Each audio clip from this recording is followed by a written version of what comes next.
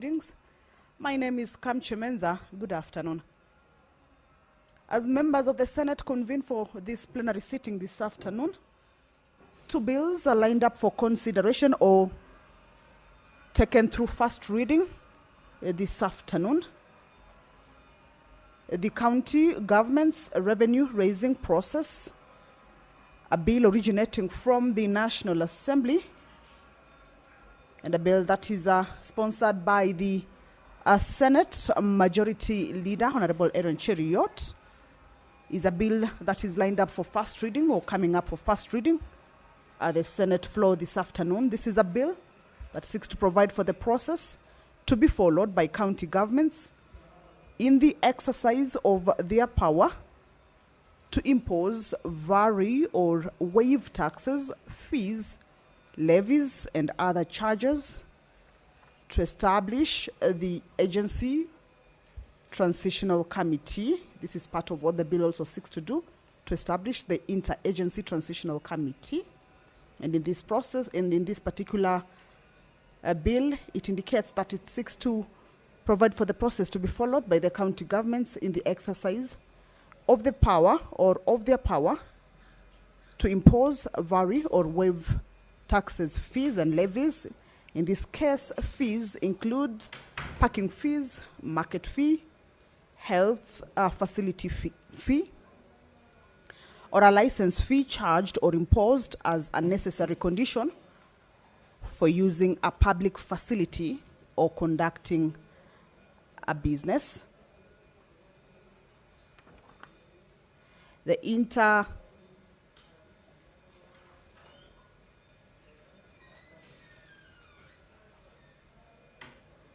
The bill also, or the interagency transitional committee, will be established by the cabinet secretary.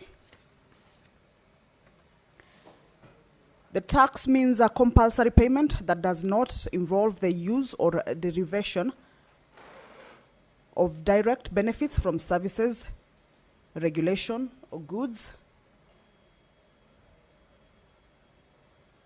And the county government, or clause 3 of this particular bill, indicates that the county government or a county government may not exercise its power in terms of Articles 209 or 210 of the Constitution to impose tax, levy, fee, or any other charge in a way that materially and unreasonably prejudices national economic policies, economic activities across county boundaries, or the national mobility of goods, services, capital, or labor. It also indicates that before imposing a tax, fee, levy, or any other charge, a county government shall follow various processes provided for in this particular law, that is, ensure compliance with the provisions of subsection 1 of this particular act, adhere to principles of consultation and cooperation, ensure compliance with the tariff and pricing policy, and where a fee is to be charged for a service, ensure that the fee does not exceed the cost of providing such service. So this is a bill that is coming up for first reading at the Senate this afternoon. The other bill that will also be read for the first time on the floor of the Senate this afternoon is the Business Laws Amendment Bill, a bill originating from the Senate and also sponsored by the Senate Majority Leader. This is a bill that seeks to amend various statutes so as to create a conducive environment for doing business. Some of the statutes that this particular bill amends include the Investment Promotions Act, Employment Act, the Land Act, the Anti-Counterfeit Act, Affordable Housing Act, and Occupational and Safety Health Act. This is a bill we shall be later taking a look at some of the sections that this bill will be amending in the various acts, as I had just read out them to you. But this is also a bill that is coming up for first reading before it proceeds to the next stage, committee and public participation, and the other stages. However, some activity at the entrance of the Senate chambers, and that is the Speaker of the Senate, Honorable Amason Jeffa Kingi, making his way into the chamber. The mess has already moved, was ahead of him, as is the procedure. And allow me to hand you over to this live broadcast brought to you by PBU in partnership with KBC. Good afternoon. Ewe Mwenyezi Mungu, twakusihi tutazame kwa neema nyingi na baraka sisi watumishi wako ambao mridhika kutuita kwa nyadhifa za uongozi katika jamhuri hii yetu. Tutakuomba utuwajalie tuyatende na kufikia mambo yote atakayofikishwa mbele yetu kwa njia ya haki na uaminifu, ili kustawisha amani, ufanisi na heri ya nchi yetu na wale ambao haja zao umezikabidhi mikononi mwetu. Amen.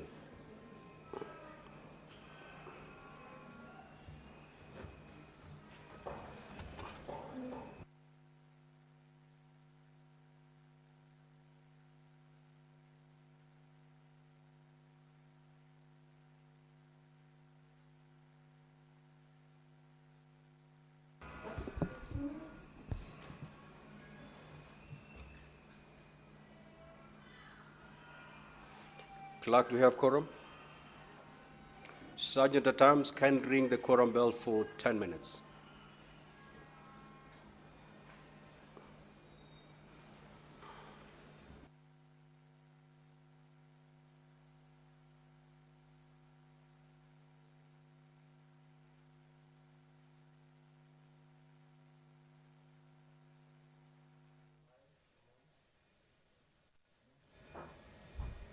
Well, the prayer has been said and the chair taken.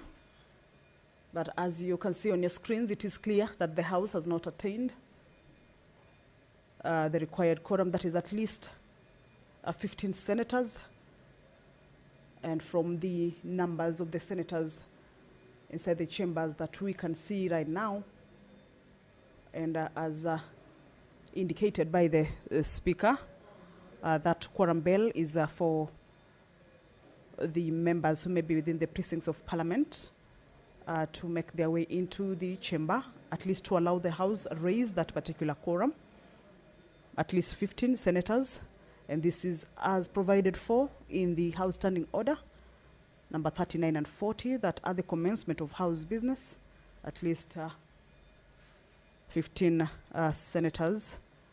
Senator Miraj has just made her way into the chamber, or has just walked in. Busia Senator, nominated Senator Mutinda, Senator Chimera, they are making their way into the chambers. Remember, the quorum bell that is on is, of course, to alert the senators who may be within the precincts of Parliament that their presence inside the chamber is highly required to at least allow the House raise the required quorum for the business to be able to commence. If that quorum is present, the quorum of at least 15 senators, the House will be deemed to have not attained that quorum, and the bell will be on as directed for 10 minutes now. However, if that quorum is attained before the lapse of those 10 minutes, then the House will be called to order, of course, for the business of the day to commence. However, the standing orders proceed to indicate that if at the lapse of the first 10 minutes, the quorum is not raised, a further 10-minute bell will be on. At the lapse of the second 10-minute quorum bell, if the quorum is not attained, then the House may be adjourned or will be adjourned until the next sitting. However, we believe that that quorum will be attained and the House will commence its business as lined up for consideration, or the business that is lined up to be transacted this afternoon. And back to what the senators, as they convene for this plenary sitting, will be looking at. Pursuant to provisions of Standing Order 53, paragraph 1, with regards to statements and questions, the Senator for Machakos County, Honorable Agnes Kavindu, will take a statement from the Standing Committee on Health regarding the operations of the Social Health Authority, commonly referred to as SHA, being conducted by private individuals. The Honorable Senator for Machakos County will also seek a statement from the Standing Committee on Finance and Budget regarding alleged wastage and lack of prioritization of public resources in the county that she represents at the Senate, that is the Machakos County. Nominated Senator Crystal Asige also making her way into the chamber. If you're just joining us, is that the House is about to commence its business. However, at the commencement of the House business, as per the rules that guides the House, at least 15 senators shall be seated inside the chambers for the House to be deemed to have attained its quorum. We can see the Honorable Senator for Kakamega, who is also the majority whip, counting the numbers of the senators or counting the senators who are already inside the chambers to see whether that quorum has been. It is at this point that the whips of the House are required to whip the members to make their way into the chamber. So as we can see, the Honorable Senator has just made his way out to find out whether there are other senators who have not yet reached inside the chambers and just within the precincts of the Parliament. So if you're just joining us, that the House is about to commence its business. Once that quorum is achieved, then without any further delay, that business that is lined up for consideration this afternoon will commence. Pursuant to provisions of Standing Order 53, where members have an opportunity to seek for statements from various standing committee, the Senator for Marsabit County, Honorable Mohamed Chute, will seek a statement from the Standing Committee on Roads, Transportation and Housing, and this is with regards to the construction of Korongo Road in Karen, Nairobi City County. The member for Marsabit County will also seek a statement from the Standing Committee on National Security, Defense and Foreign Relations. This is with regards to cases of foreign nationals working in Kenya's informal business sector. This statement is regarding the cases of foreign nationals working in the Kenya's informal business sector. These are statements that, as provided for in the House Standing Order number 53.1, these various members will require responses or will be seeking for responses on these concerns that they have raised from the various standing committees. The House is about to commence its business. The prayer has been said and the chair taken. As you can see, the speaker is already inside the chamber. However, the House has not raised the required quorum or has not collated for it to be able to commence its business. Hence, the quorum bell that is currently on. It is a 10-minute quorum bell for members who are yet to make their way to the chambers, at least to hasten their steps and get to the chambers for the House to commence its business. The time allocated for the sitting is 2:30. It is now 2:42. And the House is yet to raise that particular quorum. Remember, if the House fails to raise that quorum as provided for in the House Standing Orders, then the sitting risks to be adjourned until the next sitting. However, we are hoping that that quorum has been achieved. We saw the majority whip make his way out of the chamber, of course, to be able to whip members to get into the House.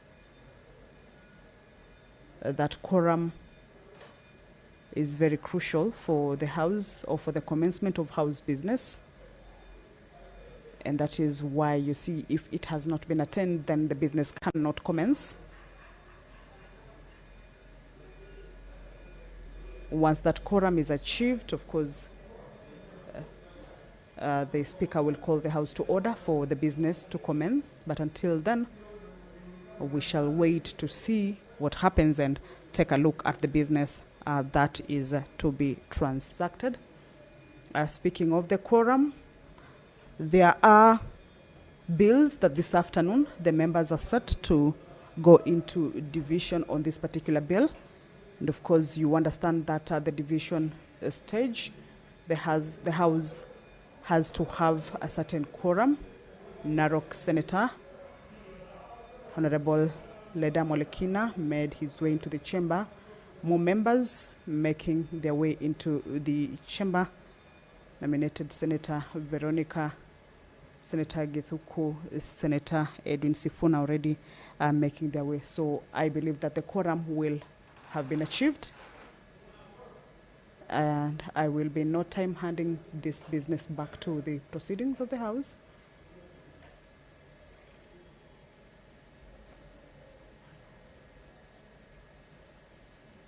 We're just waiting for that particular confirmation. Senator Kinyua, Senator Wambua have also made their way into the chamber. I believe that the quorum has been raised, although that is the Deputy Speaker also, Senator Dan Manzo, also making their way into the chamber. It is without doubt that the quorum must have been achieved at this point. So we are just waiting for the Speaker to confirm that, and then the business will commence.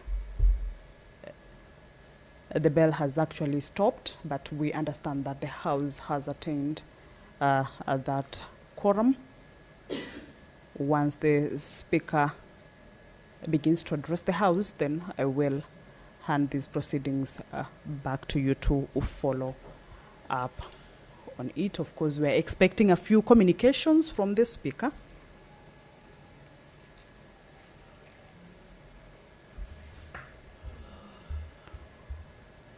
And we believe once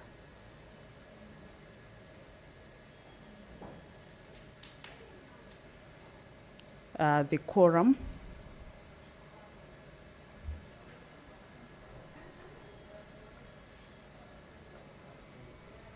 Senator Kavindu also has made her way into the chamber. Remember, that particular quorum that we believe has been raised will also enable the House continue on its other businesses, especially the bills that will be considered at the division stage.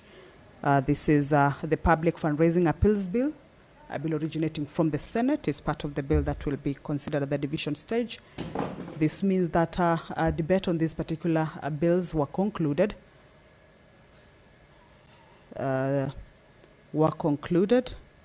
And also the Environment Laws Amendment Bill, a bill also originating from the Senate, will also be considered at the division stage.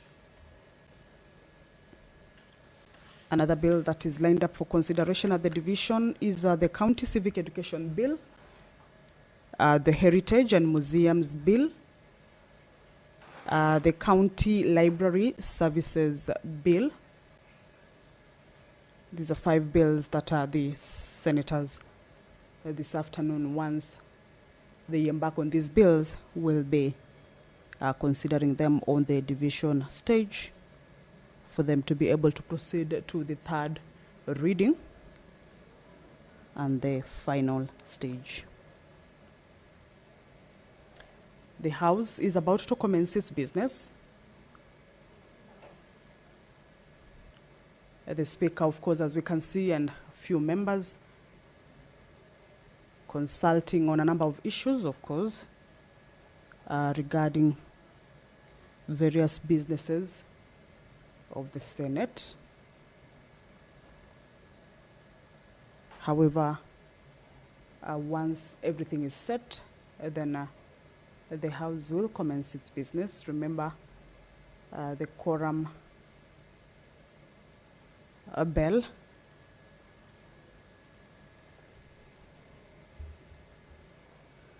or rather the 10-minute quorum bell has now lapsed, but from the screens that are showing us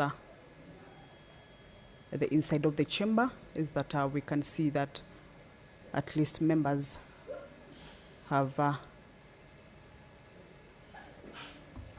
may have raised that quorum. We may have at least the 15 senators. So once that consultation that we can see taking place between the Speaker and various members of the Senate, once that consultation is over, then of course the business will commence. Various motions also lined up for consideration. The report of the Mediation Committee on the Conflict of Interest Bill. This is a bill that is originating from the National Assembly. And this is a motion that will seek the House to adopt the report of the Mediation Committee. Allow me to hand you over to this live broadcast. The Speaker has put his mic on. He's about, of course, to address or start the business of the House. So I will hand this particular proceeding over to you. Good afternoon.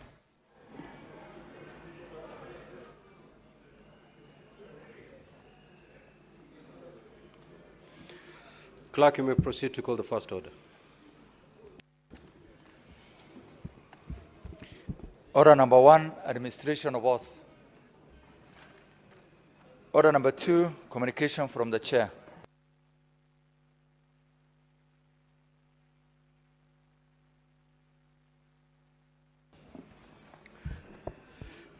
Now, honorable senators, I have a communication to make relating to the admission of Senator Gloria Oroba MP back into the Senate following the conclusion of our suspension. As honorable senators will recall, on the 12th of February 2025, I issued a communication on the implementation of the resolution of the Senate to adopt the report of the Committee of Powers and Privileges on the conduct of Senator Gloria Oroba MP, made on the 20th of September 2023. Now, honorable senators will also recall that subsequent to the Senate resolution, Senator Gloria Oroba MP filed petition number E283 of 2023 and a judicial review application E008 of 2023, which sought to quash the recommendations of the Committee of Powers and Privileges and the resolution of the Senate made on the 20th of September 2023.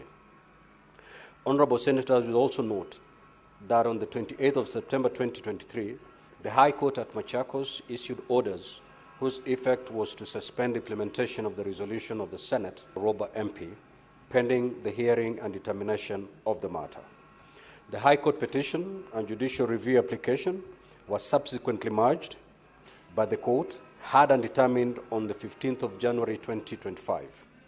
In the judgment, the court dismissed the petition and the judicial review application. The import of this was that the court ordered staying the resolution of the Senate on the report of the Committee on Powers and Privileges, as well as any other consequential orders in the matter that had been filed by the senator lapsed. Now, honorable senators, consequently, in the communication issued on the 12th of February 2025, and in accordance with section 15(7), as read together with paragraph 4 of the third schedule to the Parliamentary Powers and Privileges Act, I proceeded to enforce the resolution of the Senate on the report of the Committee on Powers and Privileges. In the communication, I informed the Senate that the 79 calendar day suspension that ought to be applied in the year 2023 will run from Wednesday 12th of February 2025 to Thursday 1st of May 2025. In light of this directive, Senator Gloria Oroba MP commenced her suspension as resolved by the Senate on the 20th of September 2023. However, honorable senators will recall that on the 26th of February 2025, the Senate varied its resolution on the report of the committee. Senator Abbas, be attentive, please. The Senate varied its resolution on the report of the Committee on Powers and Privileges on account of Senator Oroba. The effect of the variation was such that the suspension of the senator was reduced from 79 calendar days to 30 calendar days. Accordingly, the 30 calendar day suspension commenced on the 12th of February 2025 and concluded on the 13th of March 2025. Now, honorable senators, in accordance with the resolutions passed on the 20th of September 2023 and on the 26th of February 2025, Senator Gloria Oroba is required to tender an apology to the Senate. Honorable senators, the Clerk of the Senate, and the Secretariat of Parliament before being admitted to the Senate. I now invite Senator Gloria Oroba MP to tender an apology in the manner prescribed in the report of the Committee of Powers and Privileges and as adopted by the Senate. Senator Oroba is required to read the prescribed apology verbatim, without any addition, omission, or amendment.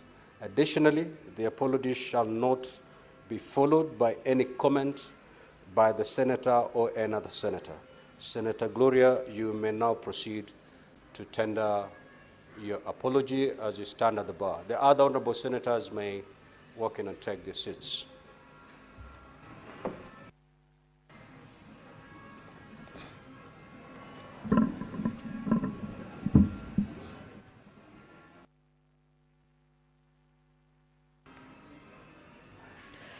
Mr. Speaker, I, Senator Gloria Oroba, hereby tender my unreserved apology to this Senate. I undertake that I shall abide by the responsibilities of leadership as set out in the Constitution, the Leadership and Integrity Act 2012, and the Parliamentary Powers and Privilege Act 2017. I therefore beseech to be admitted to the chamber. I thank you. Now, have a seat, Gloria, Senator Gloria. That is not the apology as prescribed by the Senate in the report. Now, let me help you. The Senate sitting on the 20th of September 2023, while considering the report by the Powers and Privileges Committee, passed certain recommendations. One of those recommendations, I believe it was recommendation number 3. It read as follows. On resumption of the Senate sitting for the third session, the senator, while at the bar, apologizes to the Senate, honorable senators, the Clerk of the Senate, and the Secretariat of Parliament before being admitted to the Senate, pursuant to Section 17(3)(c) of the Parliamentary Powers and Privileges Act 2017, in the following manner. So the Senate actually came up with the wording of the apology. It is not open to you to craft or word your own apology. The plenary worded the kind of apology that you're supposed to tender, and it goes as follows. That I, Senator Gloria Oroba, hereby, under my unreserved apology, tender my unreserved apology to the Senate, honorable senators, Clerk of the Senate, and the Secretariat of Parliament for having acted in a manner which pursuant to Section 16E and paragraph 7 and 8 of the 4th schedule to the Parliamentary Powers and Privileges Act 2017 constituted a breach of parliamentary privilege, and that reflected adversely on the dignity and integrity of Parliament and its members, and was contrary to the best interests of Parliament and its members. I undertake that I shall abide by the responsibilities of leadership as set out in the Constitution, the Leadership and Integrity Act 2012, and the Parliamentary Powers and Privileges Act 2017. I therefore beseech to be admitted to the chamber. I thank you. This is the prescribed apology as adopted by the plenary. It cannot be amended. It is only Senate sitting a plenary that can amend the wording. And therefore, Senator Oroba, proceed to read the apology as prescribed by the plenary and by this Senate. Mr. Speaker, I have apologized before, and I have no problem reading a prescribed apology, Mr. Speaker. Mr. Speaker, I just want to draw to your attention that we currently have a court case that is ongoing, Mr. Speaker.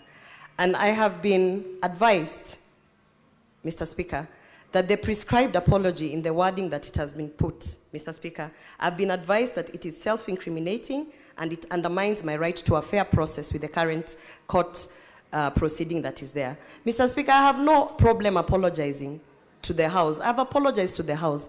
I continue to say that I apologize for my conduct. I continue to seek to my colleagues that I am sorry on the ways that I offended them. I have no issues apologizing. Even now I am apologizing, Mr. Speaker.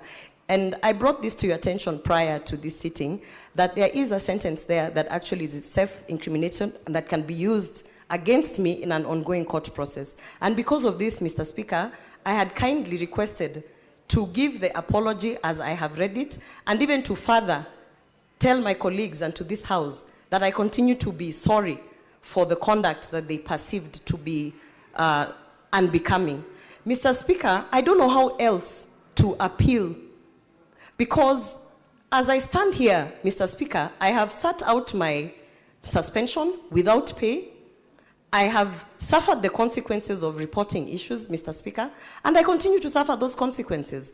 And I'm okay with that. However, Mr. Speaker, I really don't understand in whose interest it is for a prescribed apology with a self-incriminating sentence that actually puts me in an issue. So, Mr. Speaker, I appeal to my colleagues and to this House. I am sorry. I don't know how else to say I am sorry. I have said I'm sorry before. No. I am saying I'm sorry again, Mr. Speaker. Senator Gloria, you cannot raise a point of order. The senator is not properly admitted to the House. So you cannot raise a point of order against her. Now, Senator Gloria, let me help you. It is not up to the Speaker or the Chair to vary the apology. The apology was prescribed by the Senate sitting at a plenary. It is only the plenary sitting again to reopen this matter and amend that particular apology. As it stands, it must be read as contained in the report. So you either read this apology as prescribed, or you go think about it and come back at any day, any time that you'll be willing to read it as is prescribed. There is no two-way about it, because by allowing the apology that you've read out, and basically usurping the powers of plenary by amending a report that was passed and adopted by this Senate. I do not have those powers. I stand guided, Mr. Speaker. Thank you. I will, I have, as I've said, I have no problem reading it. But I have been advised, Mr. Speaker, and I'm not a legal expert, and I have an ongoing court case, Mr. Speaker. Senator Gloria, so it's I don't know simple. what else is required from me, Mr. Speaker. The Chair is speaking, Senator Gloria. You know our standing orders.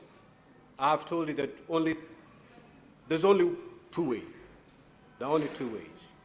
You either read as prescribed, walk in and take your seat, or you don't read as prescribed and you walk out until such a time that you'll be ready to read the oath as prescribed. Which way do you want to go? Mr. Speaker, having had your advice and noting that by reading this apology, I will be incriminating myself, noting that this is attached to my work, I find that very unfair.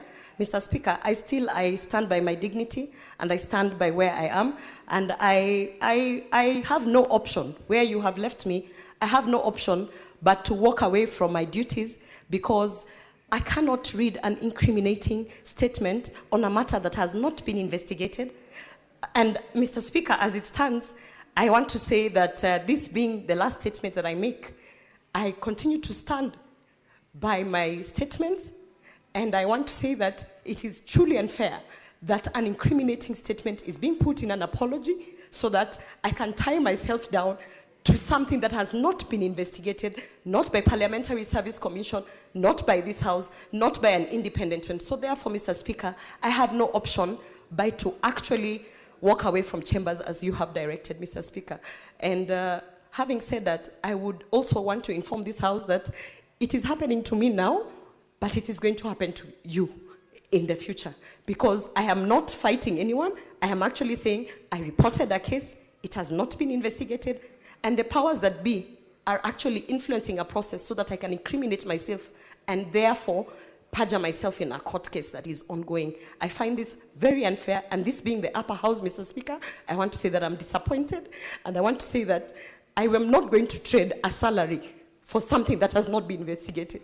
I can stay without the salary, I can stay without the position, Mr. Speaker, and I still continue to say it is unfair that someone who has reported a matter is being taken through this. Thank you, Mr. Speaker. Next order. Order number 3, messages.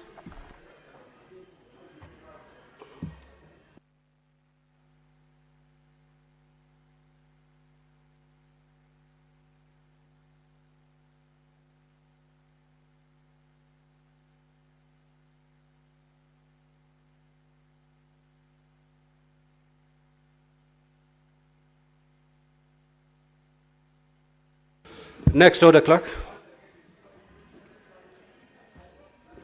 It's okay. Order number 4, petitions. Order number 5, papers. The Senate Majority Leader.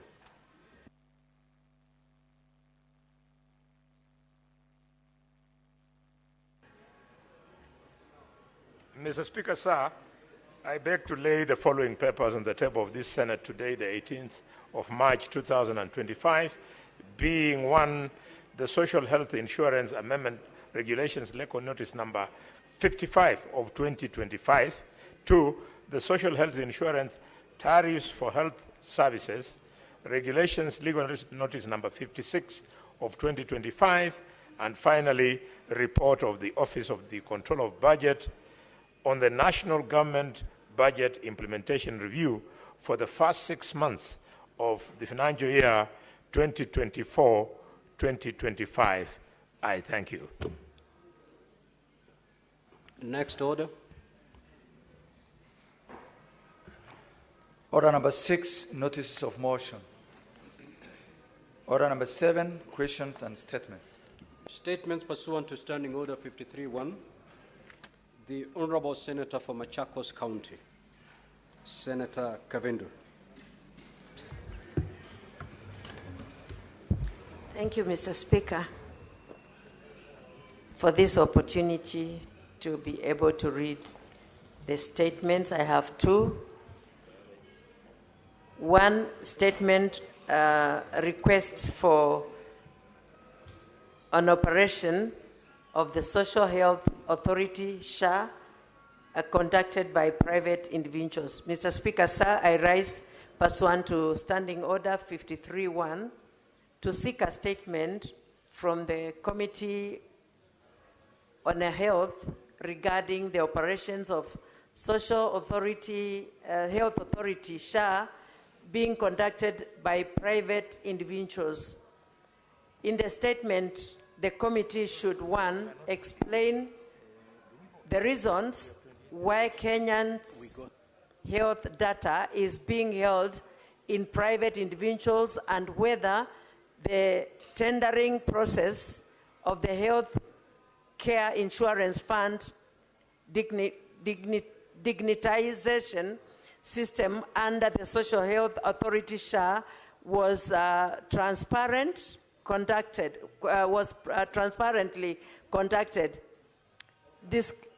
disclosing details of the award of the contract, the number of bids received, and criteria used in selecting the consortium awarded and costs of the award. 2, state the reasons for the non-disclosure of the control charges fees of 2.5% on members' contributions, claims on health facilities of 5%, and track and trace solutions at the rate of 1.5% for the period of 10 years with a projected revenue to the consortium of Kenya shillings 111 billion. The highlight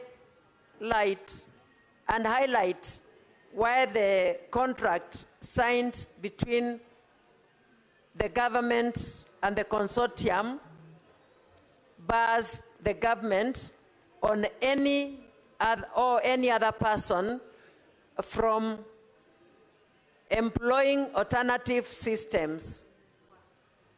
B, the details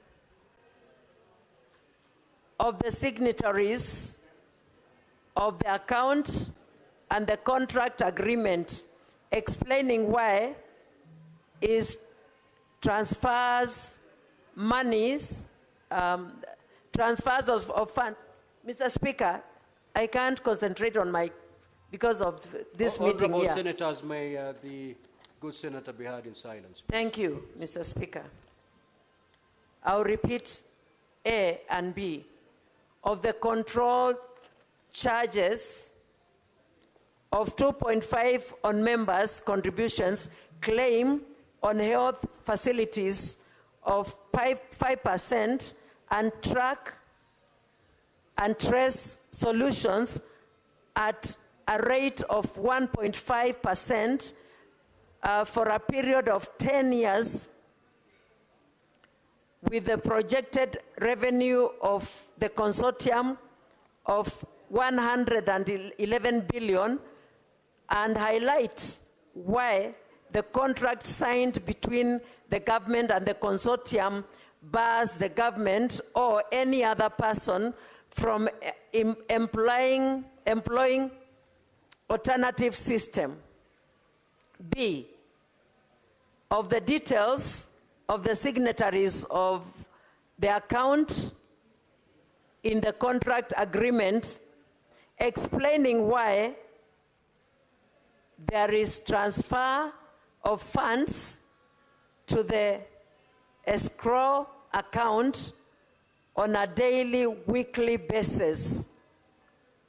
C, in the contract agreement of the Kenya shillings 7 billion set aside for training, support, and customer education. The number of health workers to be trained on the system and mode of training that led to arriving at the said costs. 3, explain why the contract signed requires that dispute arising be resolved by arbitration under the rules of the London Court of International Arbitration, contrary to the provisions of Public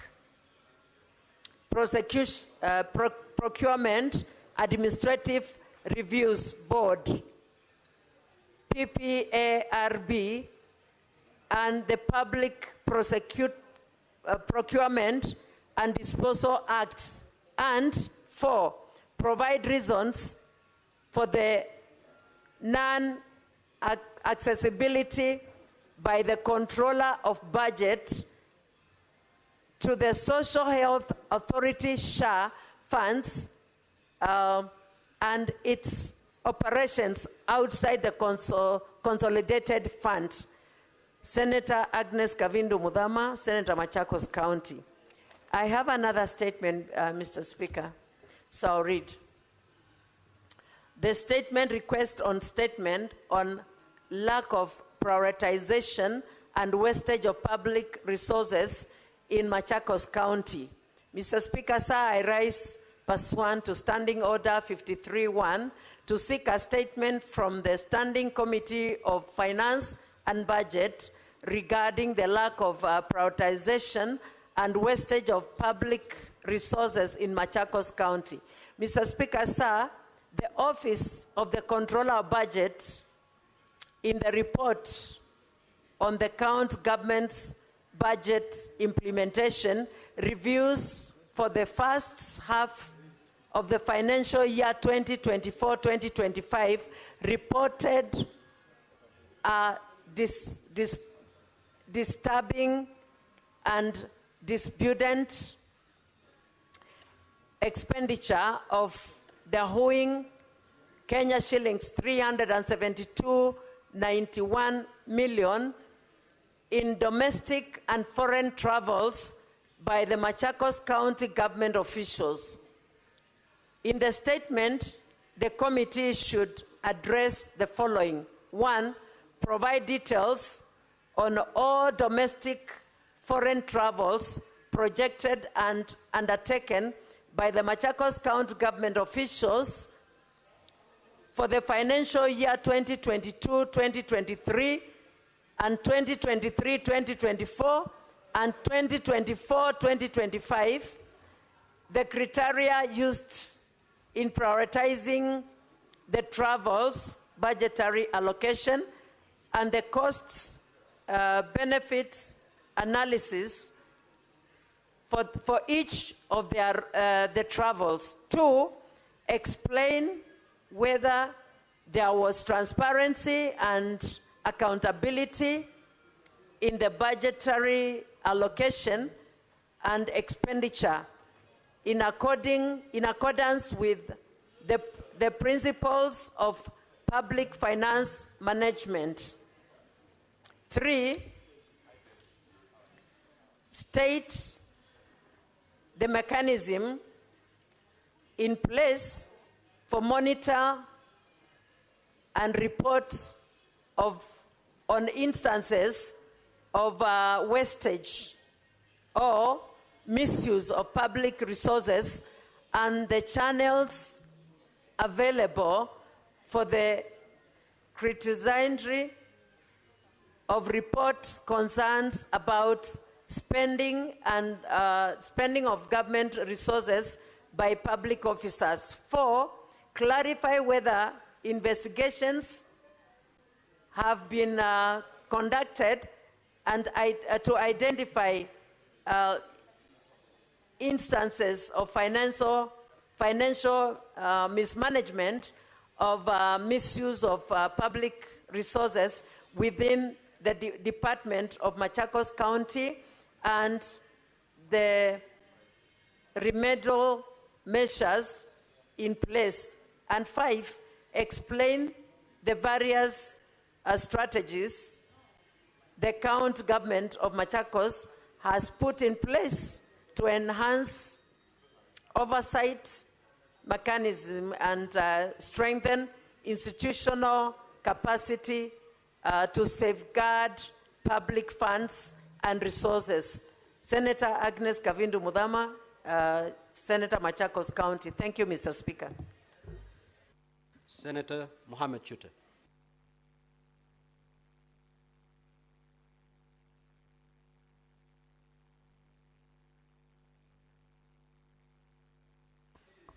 Thank you very much, Honorable Speaker. If you'll allow me, I have 3 statements to read. My first statement is on ongoing livestock vaccination program in the country.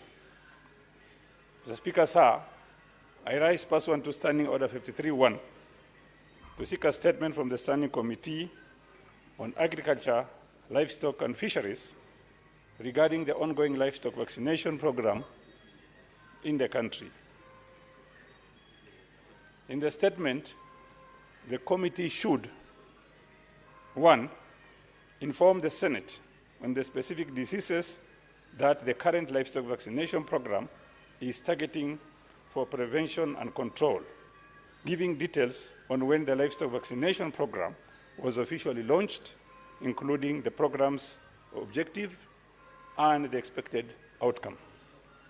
Number 2, provide details on whether the vaccine is locally manufactured or imported, including the manufacturing capacity or the quality to be imported.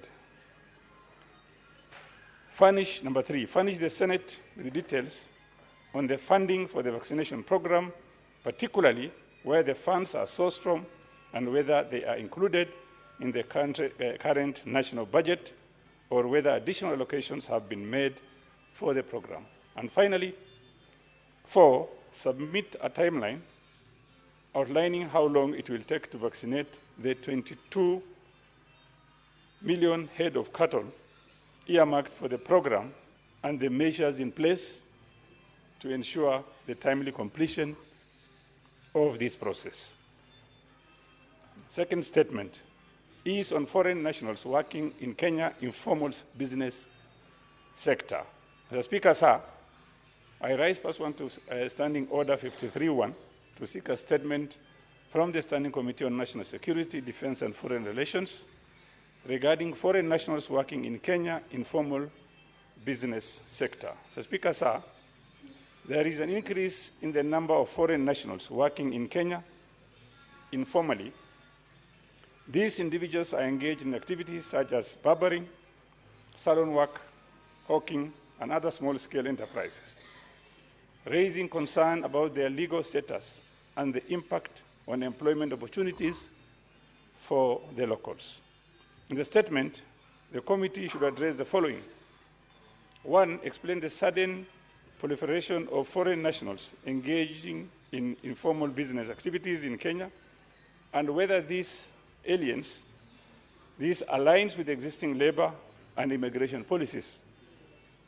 Number 2, provide official data on the number of foreign nationals working in the informal sector, specifying whether they have valid work permits and if proper immigration procedures were followed before they started their businesses. Number 3, establish whether all these individuals are legally residing in Kenya and outline the government's measures to address cases of illegal stay and undocumented workers in the informal business sector. And finally, number 4, explain any steps the government is taking to regulate and monitor this category of foreign workers to ensure they comply with the licensing, taxation, and labor laws, and clarify any measures in place to protect job opportunities for Kenyan citizens in the informal business sector. My final statement, Honorable Speaker, this is a construction on Korongo Road in Karen, Nairobi County. The Speaker, sir, I rise pursuant to Standing Order 53.1 to seek a statement from the Standing Committee on Roads, Transportation and Housing regarding the construction of Korongo Road in Karen. Mr. Speaker, sir, Korongo Road, which spans about 1.1 kilometers, remains incomplete despite ongoing construction efforts. Although stones have been laid, the road, which falls under the jurisdiction of the Kenya Urban Roads Authority, remains unfinished, raising concern among residents on accessibility and infrastructure development in the area. In the statement, the committee should, 1, state the commencement date for the construction works on Korongo Road in Karen and provide an update on its completion status, including challenges encountered, reason for delays, and whether the construction is classified as an emergency repair project under the framework contract for emergency roads repair management. Number 2, outline plans by the State Department of Roads for upgrading the road to bitumen standards, specifying whether the project has been advertised for repair, if a tender has been awarded, and provide details of the contractor undertaking the works. Number 3, provide the total cost of project, including a breakdown of projected expenses and sources of funding allocated for its completion. And finally, number 4, state the completion timeline for the project, ensuring transparency in project scheduling and accountability for any delays. Thank you very much, Honorable Speaker. Senator Professor Tom Agenda. Thank you, Mr. Speaker. Mr. Speaker, I have 3 statements.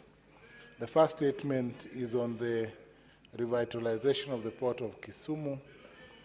Mr. Speaker, I rise pursuant to Standing Order 53.1 to seek a statement from the Standing Committee on Roads, Transportation and Housing regarding the current state, operational challenges and future plans for the revitalization of the port of Kisumu. Mr. Speaker, despite efforts to revamp the port of Kisumu, the facility continues to operate at a fraction of its capacity, significantly limiting its contribution to regional trade and economic growth. The deterioration of the rail connection from Mombasa to Kisumu has led to a steep decline in transit cargo volumes over the past decades. While the port still handles some local and specific transit cargo, overall volumes have dwindled due to a lack of critical mass, inefficient transport infrastructure, and unreliable connectivity.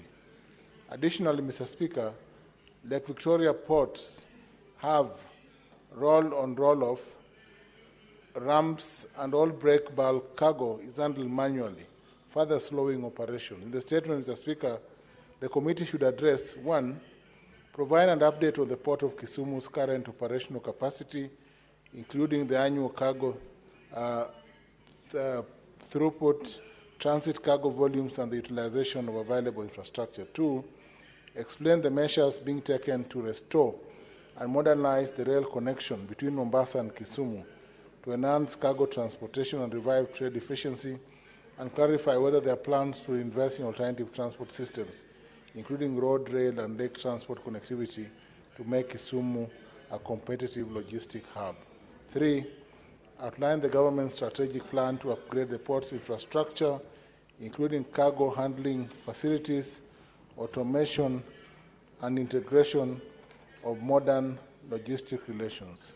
4, state the government's long-term vision for leveraging Kisumu Port as a major trade gateway for the East African community and the African continental free trade area after markets. And lastly, explain the steps being taken at both the national and county government levels to attract private sector investment and regional partnerships to support port operations and improve efficiency. Mr. Speaker, my second statement is on the transfer of core county functions by the county government of Kisumu to the city of Kisumu.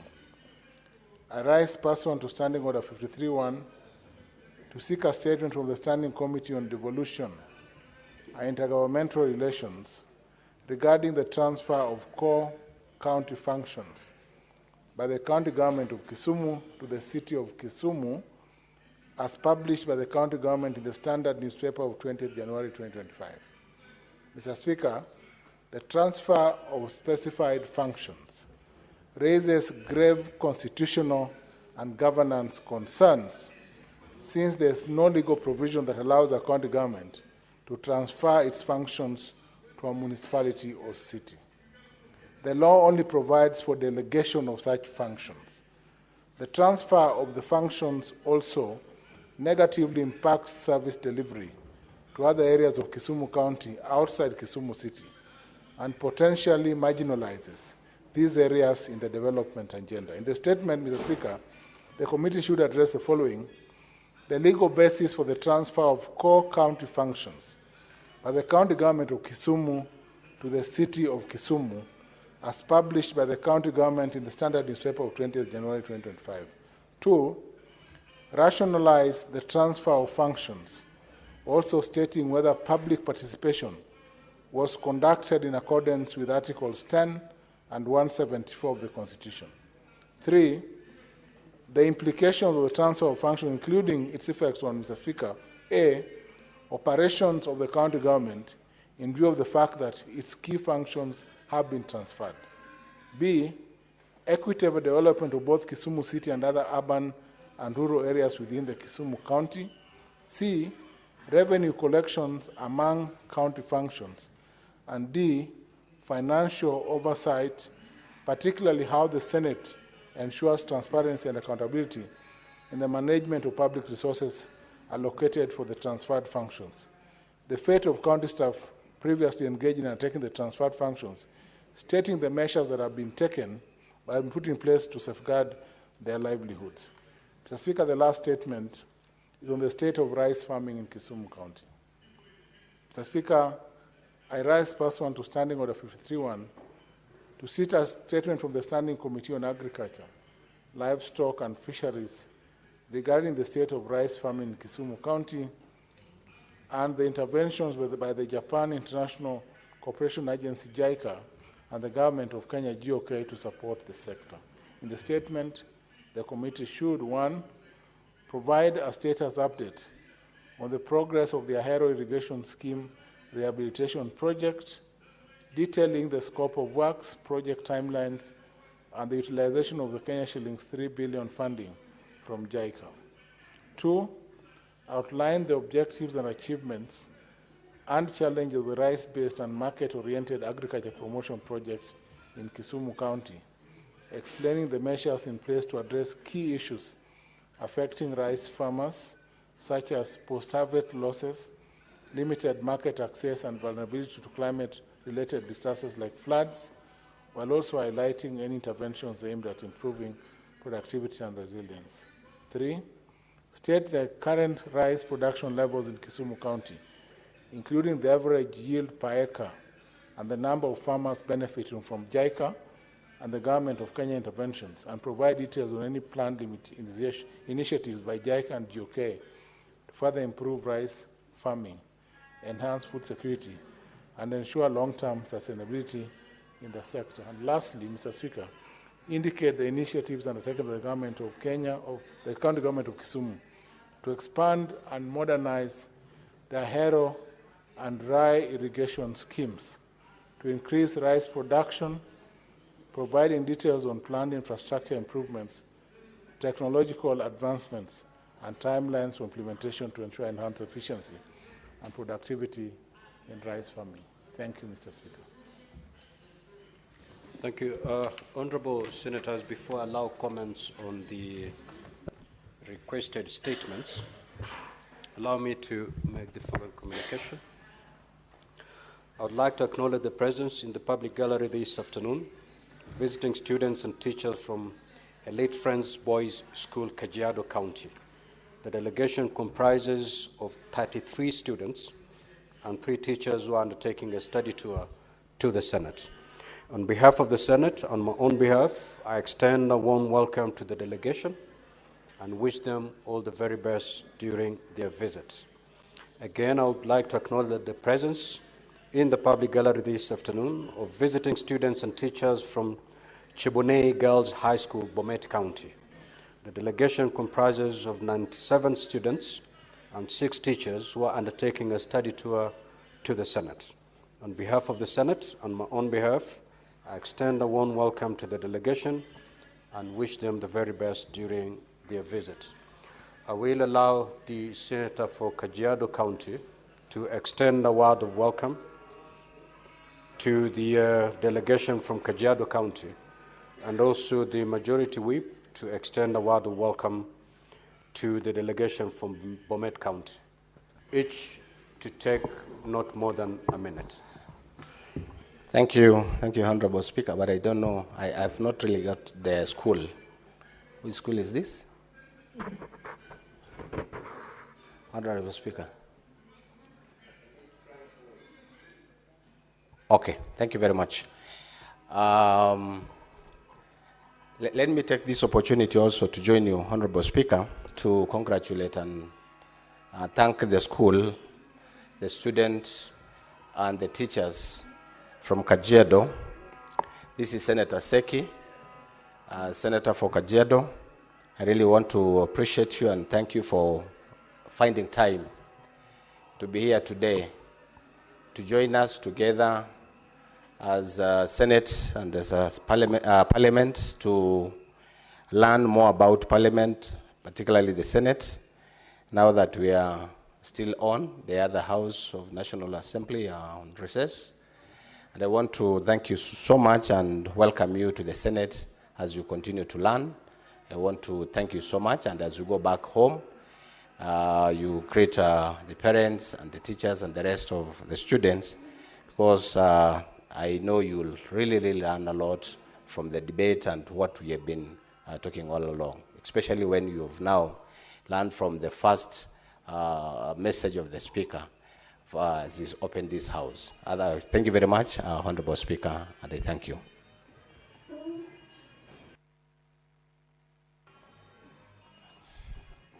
Thank you, Mr. Speaker. Mr. Speaker, as I welcome the young people to this House that I hope they will have an opportunity to serve in the coming days, let me celebrate with them the rich leadership that has traditionally come from Bomet. I remember when we started devolution in 2013, the governor of Bomet, His Excellency Isaac Ruto, became the first chairman of the Council of Governors, and he did a great job. I'm saying all these good things on behalf of your Senator, Senator Hilary Sikei. You're most welcome. Now, Honorable Deputy Speaker, you know better that you cannot raise on a point of order. Yes, then you can only seek intervention. You may proceed. You may proceed. Honorable Speaker, we are very busy in this House this afternoon, and the working environment is not conducive, Mr. Speaker, because of the music playing outside by maybe people who have come to bring their petitions or who want to be heard by the Parliament. Also, Mr. Speaker, so in honor, Mr. Speaker, they can submit their maybe petition silently without the music that they have bring, Mr. Speaker, so that also we can do some work.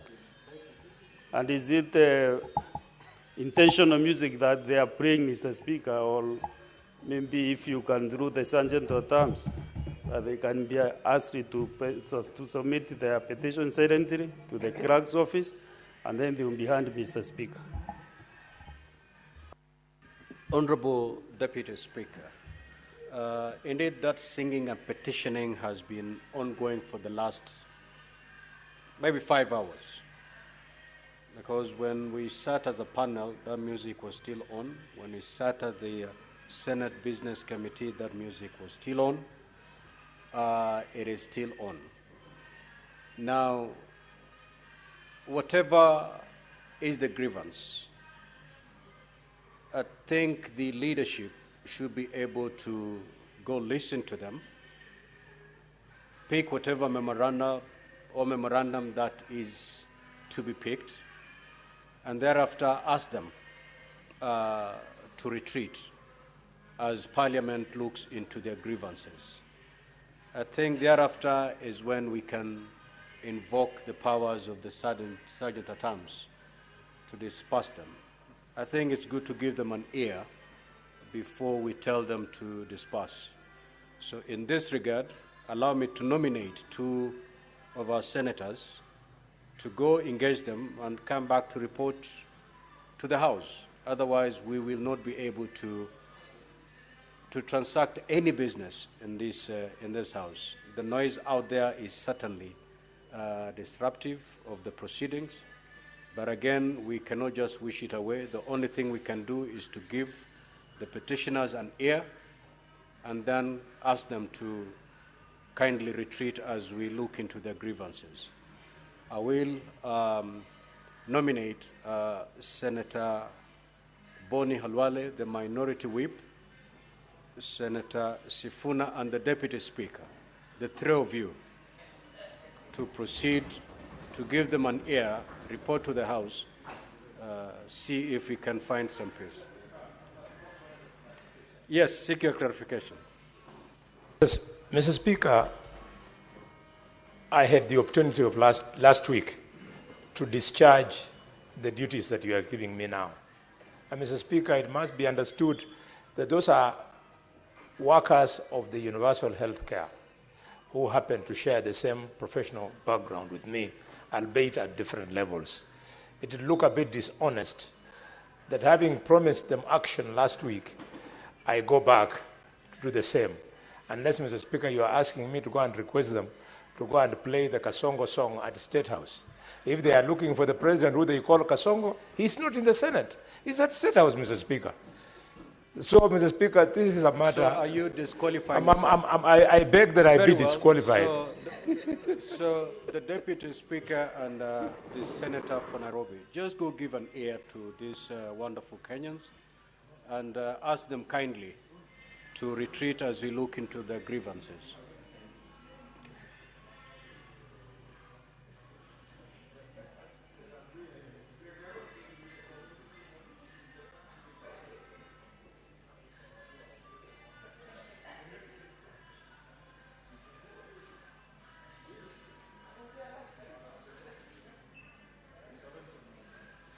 So we proceed to the comments on the statements that have been requested. Senator Beatrice Akinyi.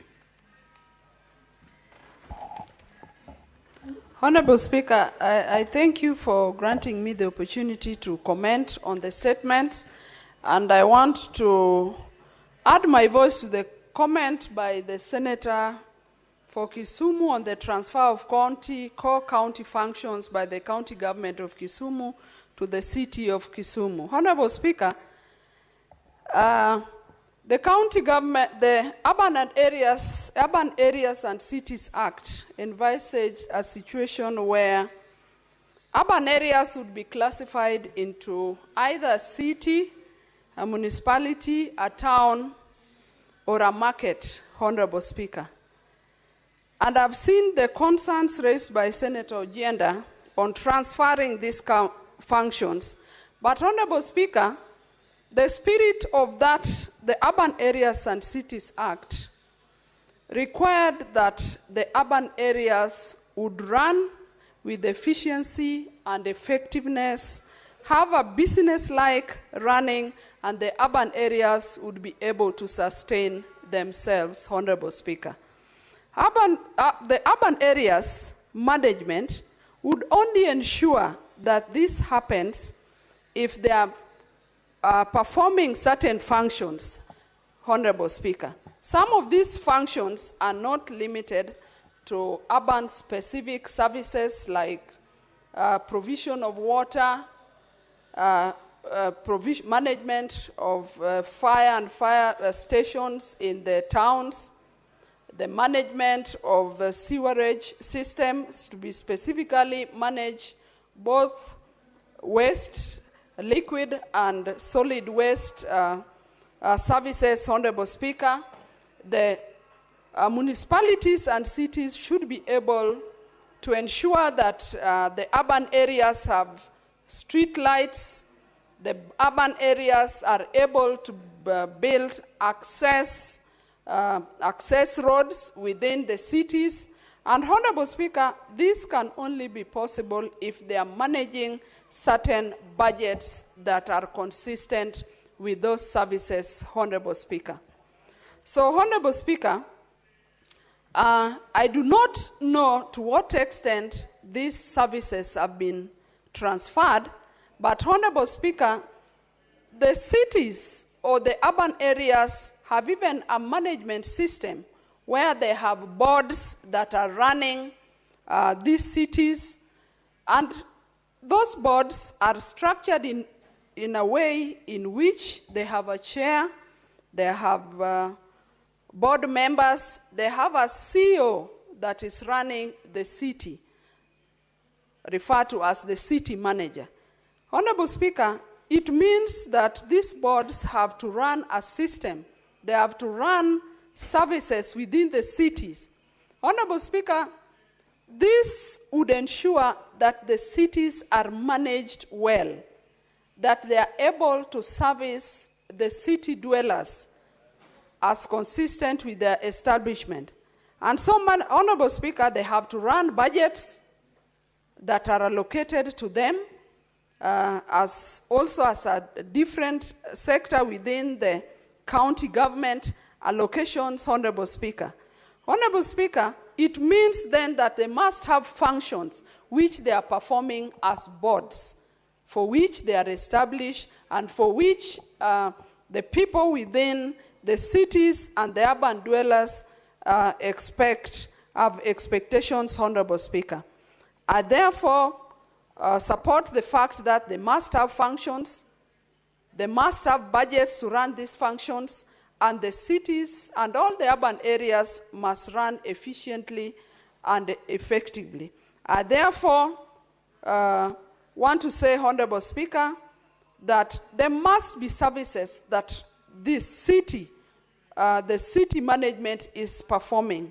I only need to understand that in which way did they maybe transfer these functions and procedurally. But Honorable Speaker, just as other services are devolved, and just as the counties have devolved structures like the sub-county and the ward structure, the cities also have their structures within which they have to operate. Honorable Speaker, the cities must operate in a way in which the services are efficiently and effectively delivered to the city dwellers, and so it means that those services, even though they might not have been transferred in a way that is consistent with the senator, Honorable Speaker, the city structures must have functions they are performing that ensures they have a budget, and they also have personnel that perform these services, Honorable Speaker. So, Honorable Speaker, I want to say that I support the transfer of the services if there are services that have been transferred within the law, because how else would the services be done if they do not have them? Honorable Speaker, that is my comment. Thank you, Honorable Speaker.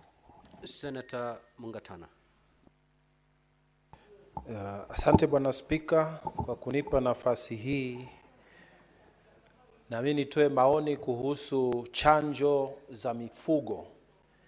Sisi watu wa Tana River, Bwana Spika, tumekuwa na wasiwasi kwa sababu tangu chanjo hizo zilipotangazwa na serikali kuu kumeingia mushkil. Wengine wanasema ziko na shida, wengine wanasema ziko sawa. Tungependa kamati waangalie na waseme kwa kikamilifu ya kwamba hizi chanjo ni safi na zitatusaidia na sisi pamoja na mifugo wetu. Pili, wakiwa wanaangalia swala hili, pia tueleze ni pesa ngapi ambazo zinatumika kwa program hii ya serikali, na je, hii pesa ni serikali ya Kenya, government of Kenya, ama ni pesa ambayo inatoka kwa wafadhili ama donors. Ya tatu na ya mwisho, wakiwa wanaangalia hili swala la chanjo, je, ni budget ya pesa ngapi ambayo county ya Tana River nao wameweka kwa ajili ya kuchanja mifugo wetu wakati huu, hasa wakati huu ambao inaenda msimu wa mvua. Bwana Spika, ningependa sana kamati waangalie ili tujue ukweli wa haya mambo.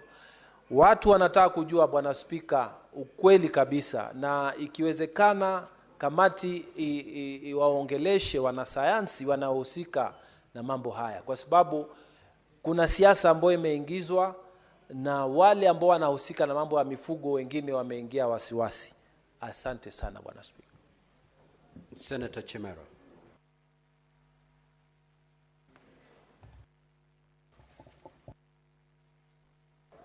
Thank you, Honorable Speaker, for this opportunity to make my brief comments on the statement as sought by Senator Professor Tom Ojienda on the transfer of core functions to our cities.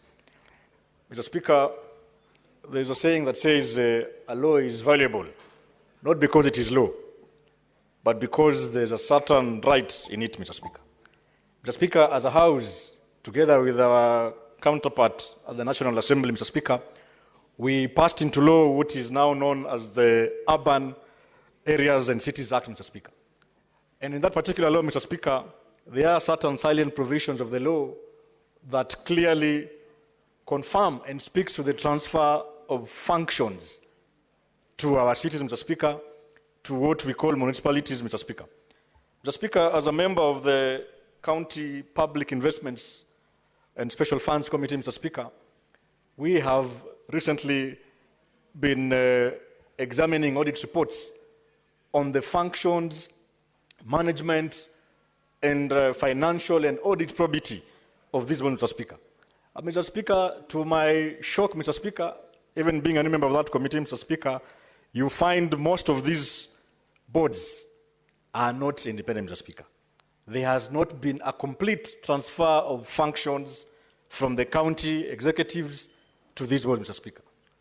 Mr. Speaker, most governors are not even aware that there exists such a law, Mr. Speaker. They still want to clone this function, Mr. Speaker, and as such, Mr. Speaker, most of the functions that are meant to be undertaken by our boards at municipal level, Mr. Speaker, are not happening, Mr. Speaker. Mr. Speaker, for instance, the Diani municipality, Mr. Speaker, and I know my good governor from Kwale will be appearing before us anytime soon, Mr. Speaker, and I want to imagine she has completely ceded functions to this board, Mr. Speaker, so that we can give and confer those rights in law to those officials tasked to the role of managing the functions and the roles and duties of those boards, Mr. Speaker, so that they can operate independently and autonomously, Mr. Speaker, without any undue influence from the executive, Mr. Speaker. Mr. Speaker, I just want to urge the Committee on Devolution and perhaps JLAC, Mr. Speaker, as they go around the country and sampling counties that are either compliant or not, Mr. Speaker, to be firm and speak to the governors that, look, there is a law that allows them to transfer core functions and mandates to these boards, Mr. Speaker, so that we just don't end up having boards that are not autonomous, boards that cannot make decisions on their own, Mr. Speaker, boards that are just an extension or rather an appendage of the executive, Mr. Speaker. Mr. Speaker, for those many remarks, Mr. Speaker, I want to congratulate the Senator for Kisumu, Professor Tom Ojienda, for a very well thought out statement, Mr. Speaker. And I know this gives a chance to most of our governors to be able to allow people below them, municipal managers, accountants, and heads of water service providers, Mr. Speaker, to be able to be independent functionally so that they can perform their core duties as envisaged in that urban area that is that, Mr. Speaker. Thank you, Mr. Speaker, for those many comments. Senator Abbas.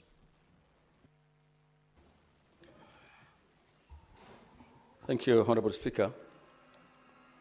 Honorable Speaker, I want to contribute to a livestock vaccination campaign by Honorable Senator Shute. Honorable Speaker, livestock campaign or vaccination has been a common trend in this country. It's annually done, and has been going on for many years. And I think it's a routine thing that has been done always by the Ministry of Livestock, Agriculture and Livestock. However, this particular one has caused a lot of interest and a lot of concern among the livestock farmers. Honorable Speaker, there are two issues that cause these concerns. One is that there was a clip that was going on around the social media where somebody by the name Bill Gates was talking on how to control animal fatting. So we're wondering if this is an AI, artificial intelligence issue, or is a fact, where animals are they're saying that livestock emits a lot of gas, and it is actually causing global warming, which is a very unfortunate situation, that emissions from livestock, belching and all these things cannot cause any global warming, despite the what is happening in the first developed world. There are many industries that are emitting a lot of gas, and but it was surprising. However, Honorable Speaker, two, there has been a lot of interest, especially in our head of state, saying that livestock must be vaccinated. It has not been a very common thing, because this was just a routine thing, and I don't know why it has developed so much interest on the head of state. And this is actually what has caused concerns, actually.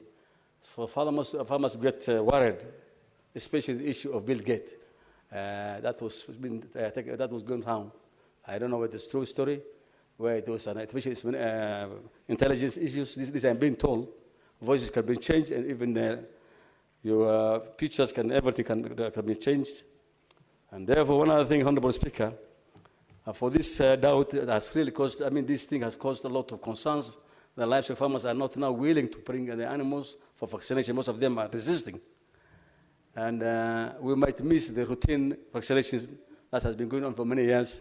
And it's very necessary to have the routine animal vaccination so as we can be able to control diseases for the purpose. It's a routine thing because there is something called the OAE that safeguards internationally that animals must be vaccinated, for animals to be transported, for animals to be sold, animals to be exported to other countries.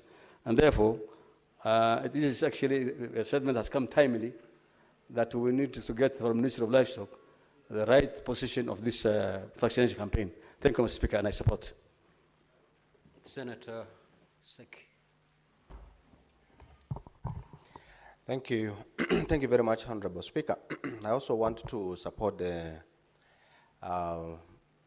statement from Honorable Senator Chute on the livestock vaccination program that is there in the country at the moment. Honorable Speaker, it is coming in a very right time when we have had, as livestock farmers or counties that have livestock in our counties, that the country has pronounced itself, even the government has pronounced itself to vaccinate livestock all over the country.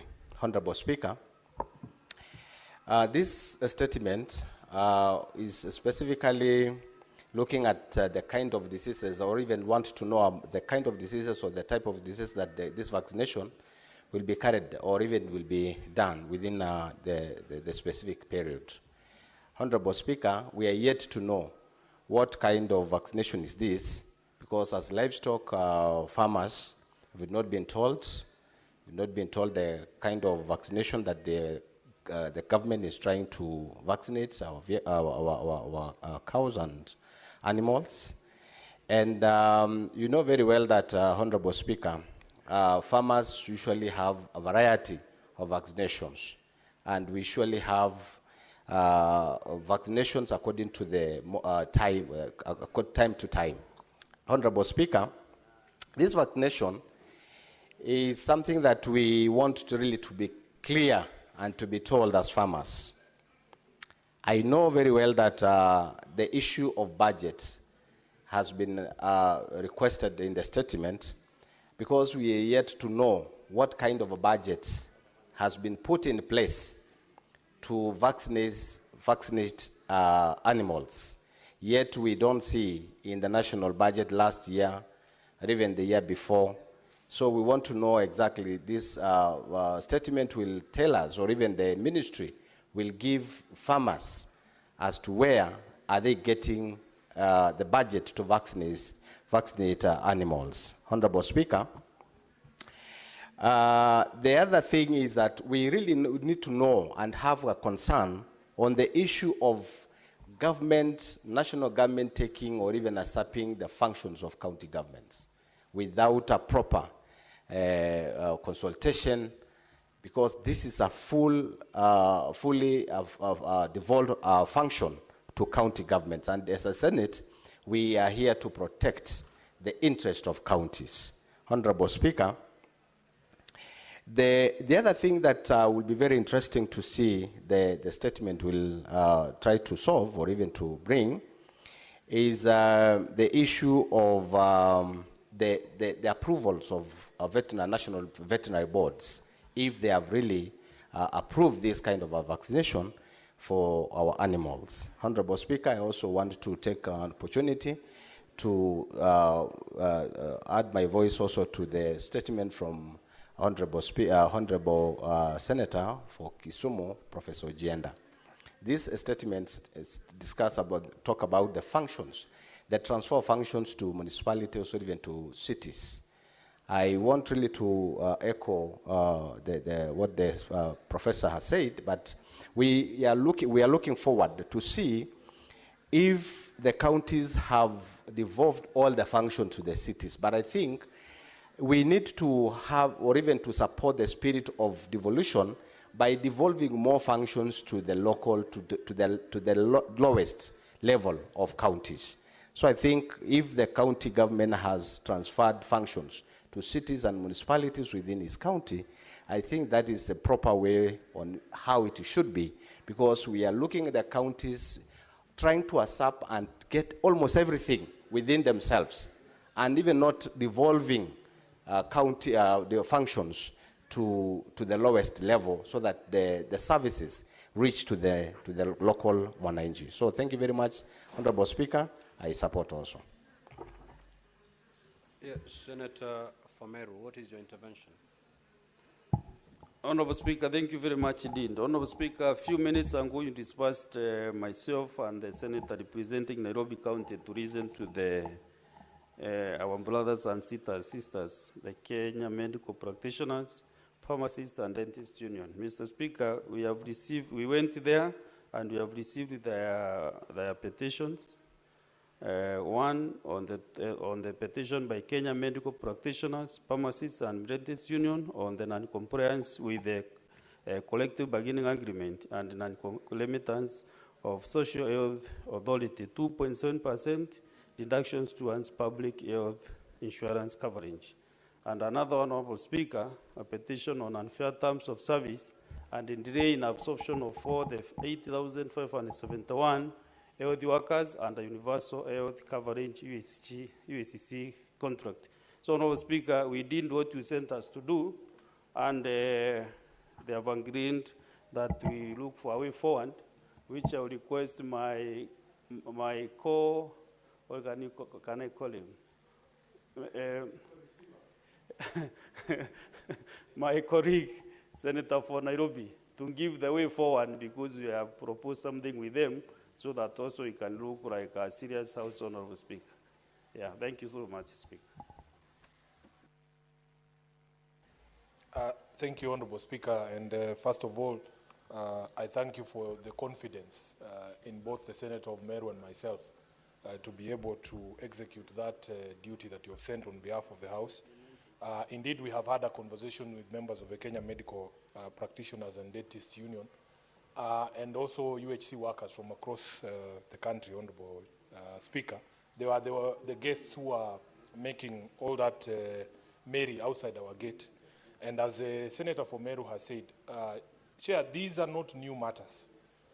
It is compliance by the national government and the county governments with a collective bargaining agreement that was signed after that long strike that we had with KMPDU. Apparently, the concerned government agencies are not complying with that. And secondly, Honorable Speaker, they say that even though the counties are deducting the 2.75% share every month, they are not remitting it to the authority. And therefore, even when they fall sick themselves, and there are medical practitioners who are taking care of us, but when they fall sick themselves, SHA is not honoring those claims because the county governments are not remitting the 2.75 that they deduct, which is something that is unacceptable, Honorable Speaker, and it is in the place of this House to ensure that there is compliance by county governments in terms of remittance of all deductions from salaried workers. Honorable Speaker, lastly, of course, there's the issue we have discussed here many times about absorption of the universal health care workers, especially those who are not working in national hospitals. We had that debate here, Honorable Speaker, where a few of their colleagues were absorbed, and now they are on permanent and pensionable basis. But those who are not absorbed, Honorable Speaker, although they have the same roles and they execute the same workload, they are paid almost 3 times less than what their colleagues on permanent and pensionable basis are paid. So our suggestion to them, Honorable Speaker, and they have agreed, and we want to beseech this House so that we deal with this issue with the sort of dignity that it requires. We cannot have our medical practitioners on the streets out there. We have invited them, and I hope that you will agree to this, Honorable Speaker, to a meeting that will happen with the Committee on Health of this House, and we have proposed that we invite the Chair of the Council of Governors or a representative of the Council of Governors, together with the Cabinet Secretary responsible for health, and we will provide the necessary environment for all these issues to be ironed out in a manner that will leave everybody satisfied on the challenges that the government is facing, on the CBA and all these other issues of absorption of UHC workers. And from then on, Honorable Speaker, we can at least see light at the end of the tunnel. So I'm hoping that the Senate adopts that proposal that we have made together with my colleague from Meru as a way forward for this particular matter. I thank you, Honorable Speaker. Thank you so much, Honorable Deputy Speaker and the Senator for Nairobi. Now, Honorable Senators, you know, don't get irritated when Kenyans come petitioning this House. In fact, it goes to prove one thing, the trust and confidence they have in you as a leadership. And therefore, whenever these things happen, it's good to give these people a shoulder to lean on, listen to them, and as a leadership, let's seek for solutions that will address their problems. Now, having listened to the Deputy Speaker and the Senator for Nairobi, I do direct the Secretariat through the clerk that a meeting be caused between the Health Committee, COG, and the CS Health to discuss this matter. And that meeting should be called as soon as possible. We know we are going on recess on Thursday. If that can be done within the first week of the recess, so that we get to the bottom of this and offer solutions. I wouldn't want to be the speaker who presided over public relations with such heavy matters. Those workers who've petitioned Parliament, they're living with a lot of hope that some solutions will be found by this House. Let us not let them down. So let that meeting happen. They will, of course, be attending that particular meeting. And I believe if all the stakeholders are brought on the same table, we should be able to fashion a wonderful way forward. Yes, Honorable Senator. Thank you for that direction, Chair. My last request is that you allow me to table the petitions Kindly. that we have received. Kindly. Thank you, Honorable Speaker. That will be the basis of that meeting. Thank you. Thank you. Thank you. Senator Ledama.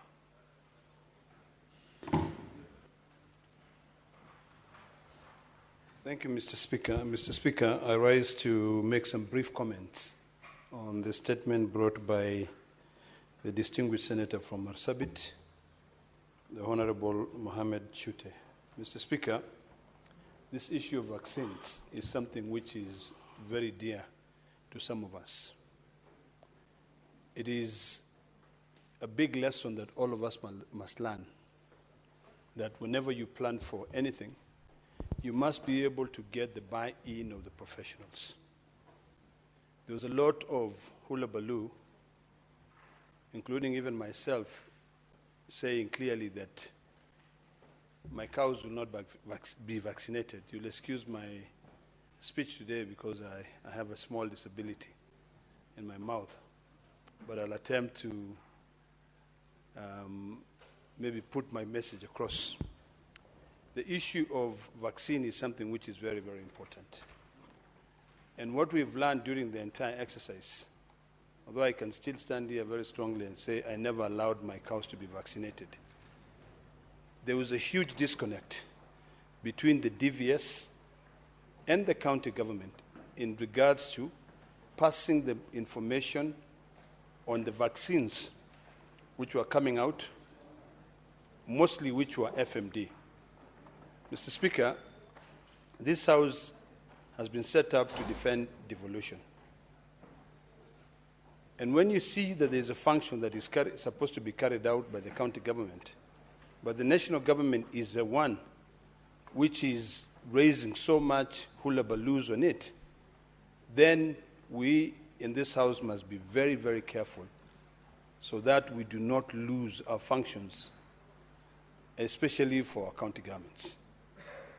It is imperative, Mr. Speaker, that Dr. Alan Nasangele, who is the DVS, come before the Agricultural Committee to be able to provide full information on the FMD vaccines. I remember one day I was having a conversation with the Cabinet Secretary, the new Cabinet Secretary for Agriculture, and he said something which was very important to me. He said that if these drugs or these vaccines are to be imported, there has to be a demonstration that from the country which they are being imported from, they are being used by those animals. Later on, when I continued talking to him, he insisted that these vaccines are produced locally, they are manufactured locally by Kevivapi. So it is important that our county governments very, very important that our county government develop extension workers who can then be able to educate livestock farmers on on the policy of the Ministry of Agriculture when it comes to the issue of vaccination, and also on the kind of vaccines which were being carried out. I inquired heavily on this matter, and this is why I'm so passionate about the issue of livestock. And I was told that the type of vaccines which were going to be rolled out were two of them. One is FMD, and the other one was a PPR, which was mostly for the sheep and goat. The problem, and this is where we go wrong in this country, the problem is lack of communication, proper communication, such that you don't get a buy-in from the professionals. So I appreciate Senator Chute for raising this matter, so that we can be clear. If indeed Kevivapi are the ones who produce these vaccines, it will be important for the health committee to be able to go in to Kevivapi facilities, see the entire process. Because, Mr. Speaker, there's a lot which is being discussed worldwide about the issue of vaccines. When you hear Bill Gates saying that these cows need to be vaccinated so that they stop fatting, it worries us. So really, for us, it is imperative that we're educated. And now, our county government must take their role seriously. Earlier on, Mr. Speaker, we're in the Health Committee, and we are looking at the budget of the Health Committee. And when we're going through the budget of the Ministry of Health, you realize that there's a presidential directive that has directed the Ministry of Health to be able to build sub-county health centers. When you look at the Schedule 4 of the Constitution, that is a function for county governments. And one of the things that was a bit vexing is the fact that one county, Uasin Gishu County, was being allocated 700 million when my own county of Narok is getting zero. So really, we just have to very selfishly guard devolution and protect devolution. So this issue of vaccine, Mr. Speaker, it is something that the Council of Governors should have taken over. Because even if the DVS is the one that coordinates, but the implementation is carried out by the county councils, by the county governments. So when farmers are saying, what is happening? And even us who are their ombudspersons cannot be able to tell them that this is what is going on, then our communication leads a lot to be desired and must change.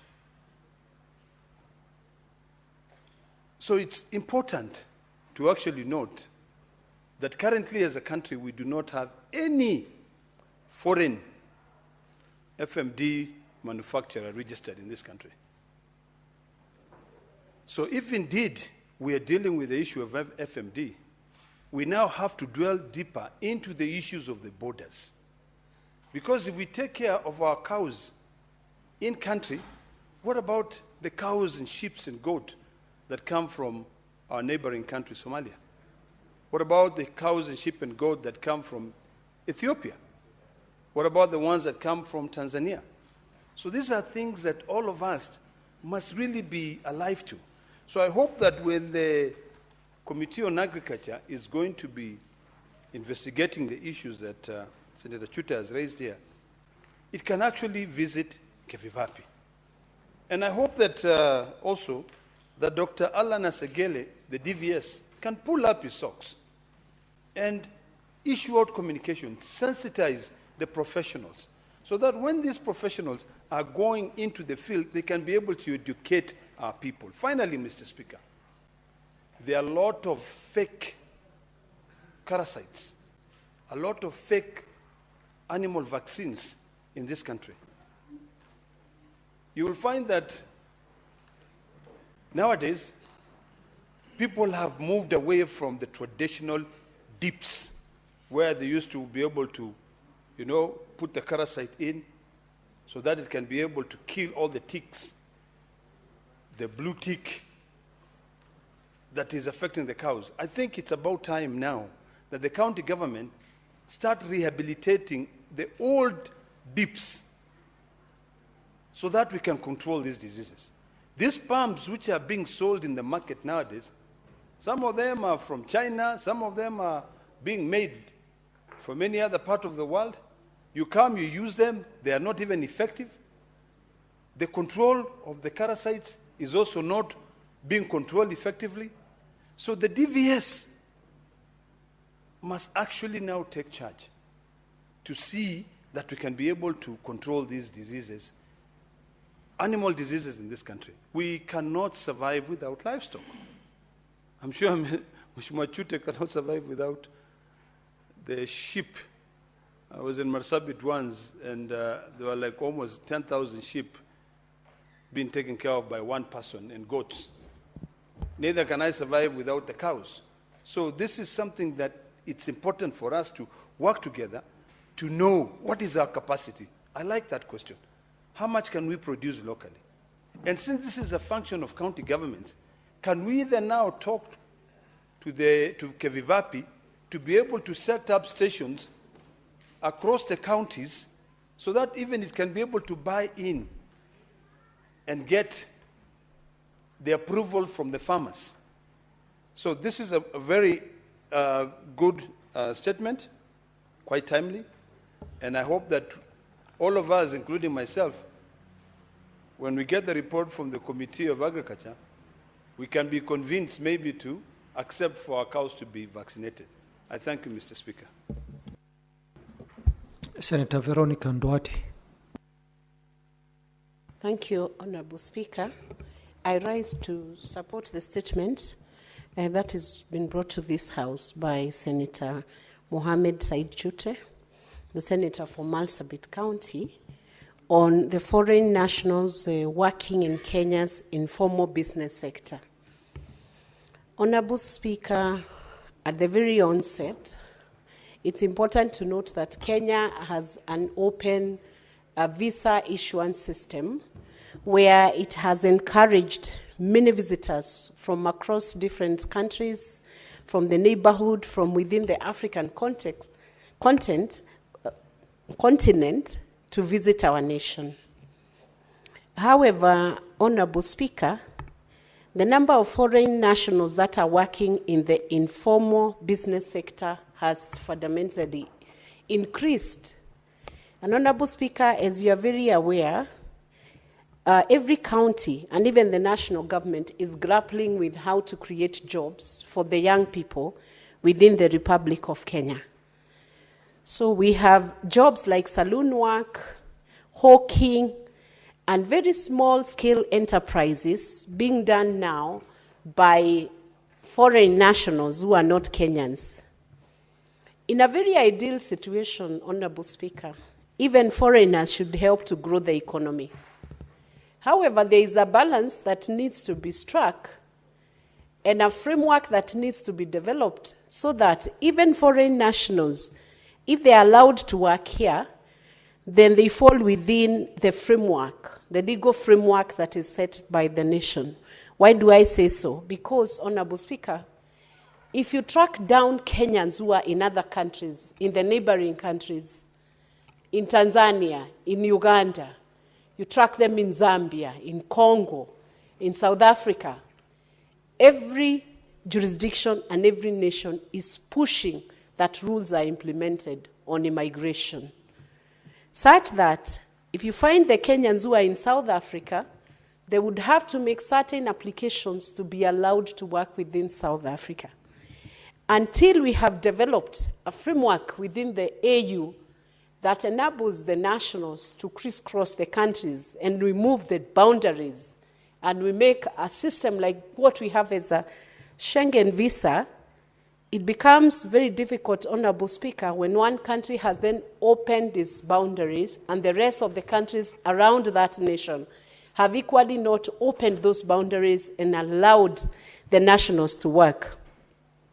So that the request by Senator Mohammed Said Chute that we take stock of the number of foreigners who are working, especially the target being in the Kenya's informal business sector, where maybe the Kenyans should first be given priority, then we need to take stock and see whether we are having a proper balance of trade between our nation and other nations. The way other nationals come in here and they are working in the business sector, small-scale businesses, are Kenyans able to work the same way? For instance, in DRC, are they able to work like that? In Somalia, are they able to work like that? In Sudan, in Egypt, and across the continent, and even across the seas, in Europe, in US, you will find every nation has its own structure and system. So I want to support this statement, especially because we must ensure that our young people who are looking for jobs, looking for opportunities within the small-scale business enterprises, and within that sector, the macroeconomy sector, they are not cut off by the foreign nationals that have to work. So I support this statement that the minister or the cabinet secretary should come and account to the House on the number of foreign nationals who could be working within Kenya and the existing labor and immigration policies that need to be implemented, and that data should now be considered with the Kenyans who are working abroad to see whether we are getting complementarity in terms of application of the immigration laws and policies. So, Honorable Speaker, I support this, and I also support that every foreigner who's working in Kenya must definitely do so when they are licensed within the special sectors that they should be working in, and that even the taxation is able to net the benefit that they are receiving from the Kenyan economy goes back to equally support the infrastructure within which they are trading. What is the taxation regime that is being applied to the foreign nationals when they are earning in Kenya? And are they keeping to the labor laws? Or are they using the visitor's visa to work, gainfully earn money from Kenya, and go back to the other countries without maybe even paying the taxes that are required to be paid within Kenya? So I support this, and I hope that once this token audit is taken by the CS and a report is presented to this House by the committee, the Standing Committee on National Security, Defense, and Foreign Relations, I would also have hoped that the Standing Committee on Trade is involved in this matter. Once this report is brought to Parliament or to Senate, then we'll be able to tell whether we have extinguished opportunities that should be due to the young people in Kenya, or whether the foreign nationals are working within the framework that is provided within the Republic of Kenya. Thank you, Honorable Speaker. Senator Andrew Mtata. Thank you, Mr. Speaker, sir, for the opportunity. I'll begin by commenting on the statement regarding the vaccination, or the much hyped vaccination of animals. Clearly, we're dealing with something that was not ordinary and normal. Vaccination of animals has not been a new thing in this country. Animals are vaccinated, and are usually handled by departments.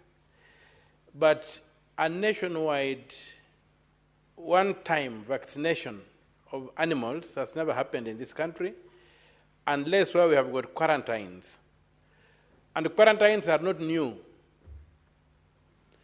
Towns like Karatina are a corruption of the word quarantine, because they used to be major quarantine centers.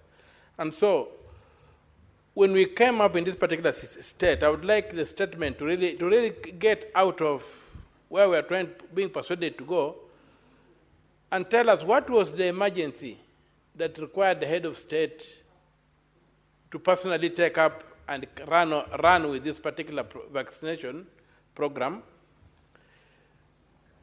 What were the intentions?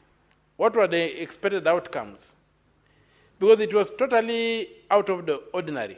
We shall have periodic vaccinations when there are outbreaks of diseases and what have you. But I cannot recollect a day when there was vaccination driven from State House.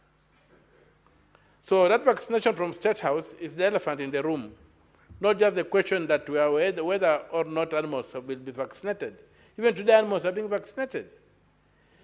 I also would like to support the observations by Senator Olekina that we've got very many fake products on the markets. I don't know how the standardization or the inspection of these products are done, but there are many fake products, and many farmers have been fallen victim to buying these products and administering to their animals, and they don't get the desired results.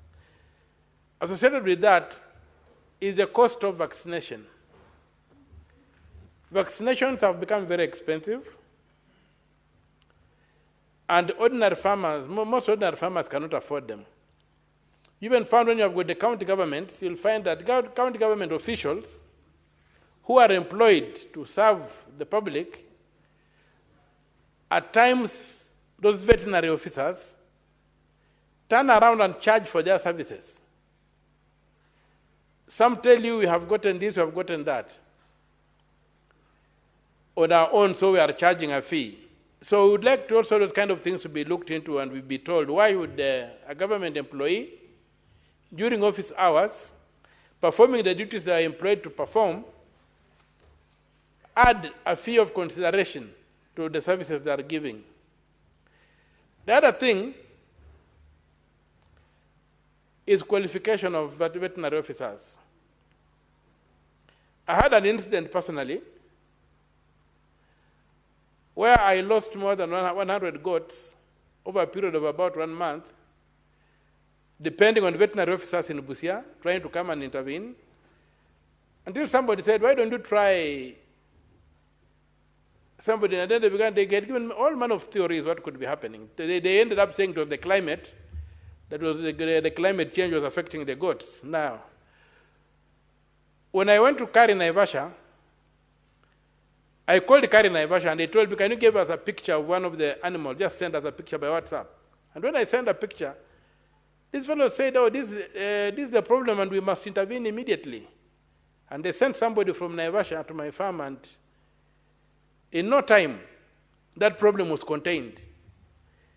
So what makes me wonder is, what kind of veterinary officers do we have in Busia, who of 1 month could not resolve a simple viral infection that required a kind of intervention? So other than fake vaccines, we have fake veterinary officers who are purporting to be doing extension work or helping farmers here and there.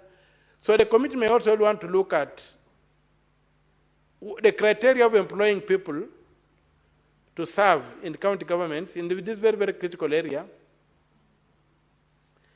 And related to that, the veterinary officers, in terms of animal diseases, we have got the meat inspection officers, an area that is largely neglected, but one that is extremely important, given the current trend whereby you have got transfer of diseases across species from animals to human beings.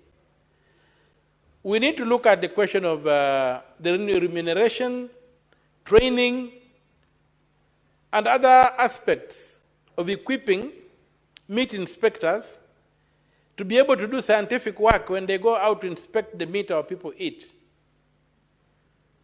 So there are many areas within the animal industry that will go along with because vaccines are about diseases in the industry that need to be looked into.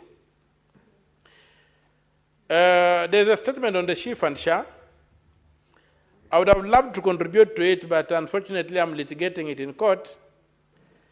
And I've noticed that a lot of the issues raised here are before court, and maybe the Secretariat might want to guide the committee on how to deal with it, given that some of those issues are being litigated in court.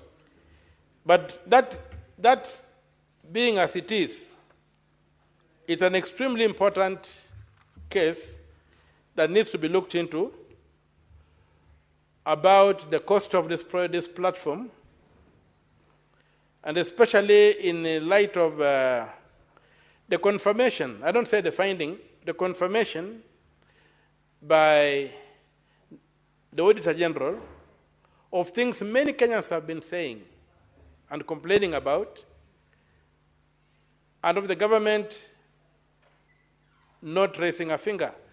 And I would like them to go about, there are 3 funds under the SHA. There's only one fund which is being debated or discussed in the public discourse, and that's the SHA, the Social Health Insurance Fund, the SHIF, Social Health Insurance Fund.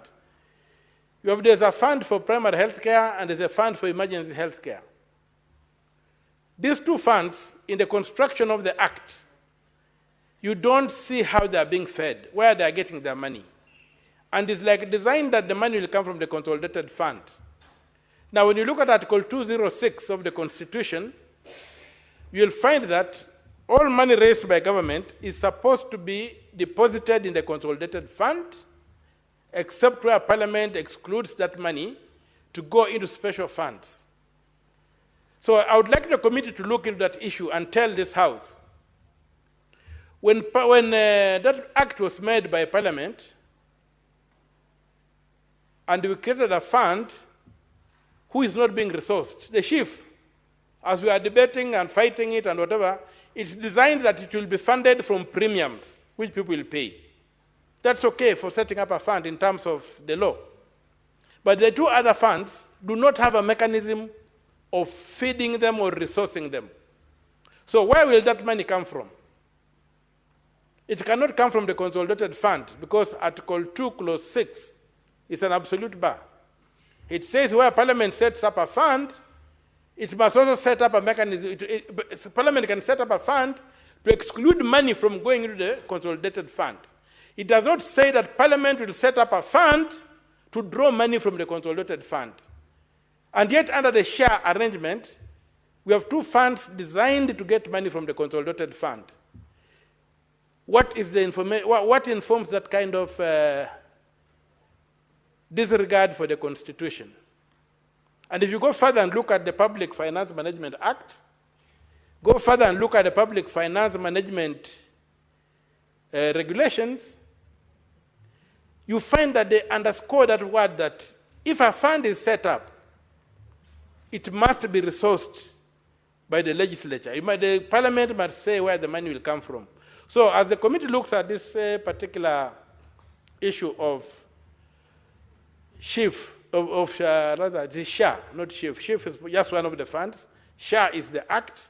You have the Social Health Authority Act, which is the umbrella law. You have the Social Health Act, which also creates Social Health Authority, under which the Social Health Insurance Fund is created as one of the 3 funds. And in this particular case, I'm trying to help, I want the committee to focus on these 2 other funds that are lying there, that are hidden in the law, and that are designed to get money from the consolidated fund. How that will be done, I don't know. And I hope it will not be considered that they are what we would call, which are anticipated under Article 223 of the Constitution, where we have got unforeseen circumstances, where then a supplementary budget can be made to provide money to unforeseen circumstances. I hope those 2 funds are not placed there as unforeseen circumstances that will be used to draw money from the consolidated fund. The question of transport, the statement by Professor Ogenda, Port Victoria, not Port Victoria, in Kisumu, the Kisumu port. I'm sorry to have used the word Port Victoria because, you know, Busia has got a lake and Port Victoria was in Busia, not in Kisumu. So I'm a bit confused there, but Professor raises a very important point. In terms of the Kenyan economy as a transit economy, our economy is largely a transit economy. If you look at what we call the economy of Kenya today, is where the Uganda Railway passed. The railway passed from Mombasa going to Uganda. That's where we have what you call the Kenyan economy today. So that corridor is very important. When you look at the traffic on that road, on our roads, the most common vehicle is the trailer, carrying goods into the hinterland or carrying empty containers from the hinterland back to the coast. Kenya's place of advantage is being challenged by the emergence of Tanzania, the ports in Tanzania. We should also wake up and look at the fact that the Tanzanian territory is largely flat and it's easier to transport across.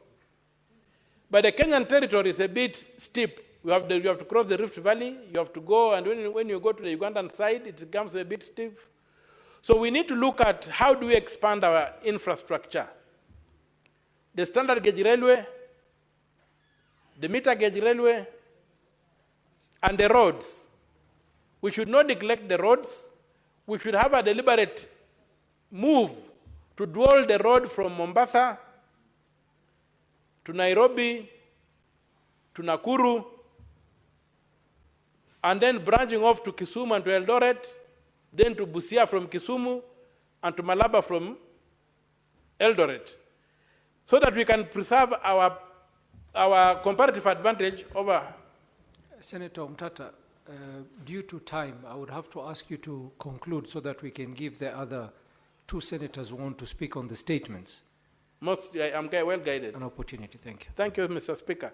So that by dualing these roads, we continue giving, we invest in efficiency to be able to compete with the natural terrain that Tanzania has. We have got this other road that goes through Namanga. If you look at the Kenyan side, the road funded by the same funder, the Tanzanian side, the road is wider, the road is smoother, the road has got no potholes. On the Kenyan side, the road is already breaking up, the road is narrower. Who cast us? Why are we having this? So let us invest in this infrastructure, knowing that our country cannot even produce enough food. We provide on the service industry. We must also go back and focus on the LAPSET, open up the northern corridor so that we can have another artery of business from Lamu, going all the way and opening up to those sides of Somalia. So let us take that statement very, very seriously, knowing that with the emergence of strong economies in the East Central Africa, with them also manufacturing things that we have been manufacturing in Kenya, our lifeline might remain in us being to transport things affordably, cheaply, and of course the corruption on our roads. We have to crack down, we have to eliminate corruption, we have to make sure that the non-tariff barriers to transporting through Kenya, insecurity and what have you, goods being stolen, are taken out. The government should promote the establishment of proper garages along the corridors so that when trucks fall down, they're able to be serviced. And in Busia, there's a big piece of land in a place called Elechom, behind, just traversing the border, it's about 300 acres. The government should consider putting up a trailer city on that piece of land so that we don't have congestion on our sides. Trucks can drive without non-stop, they get there, then all the procurement can be done, and they simply cross over to Uganda instead of having our roads cluttered with congestion and what have you. Thank you, Mr. Speaker. With those few remarks, I support the motions I've commented on. Senator Hezena.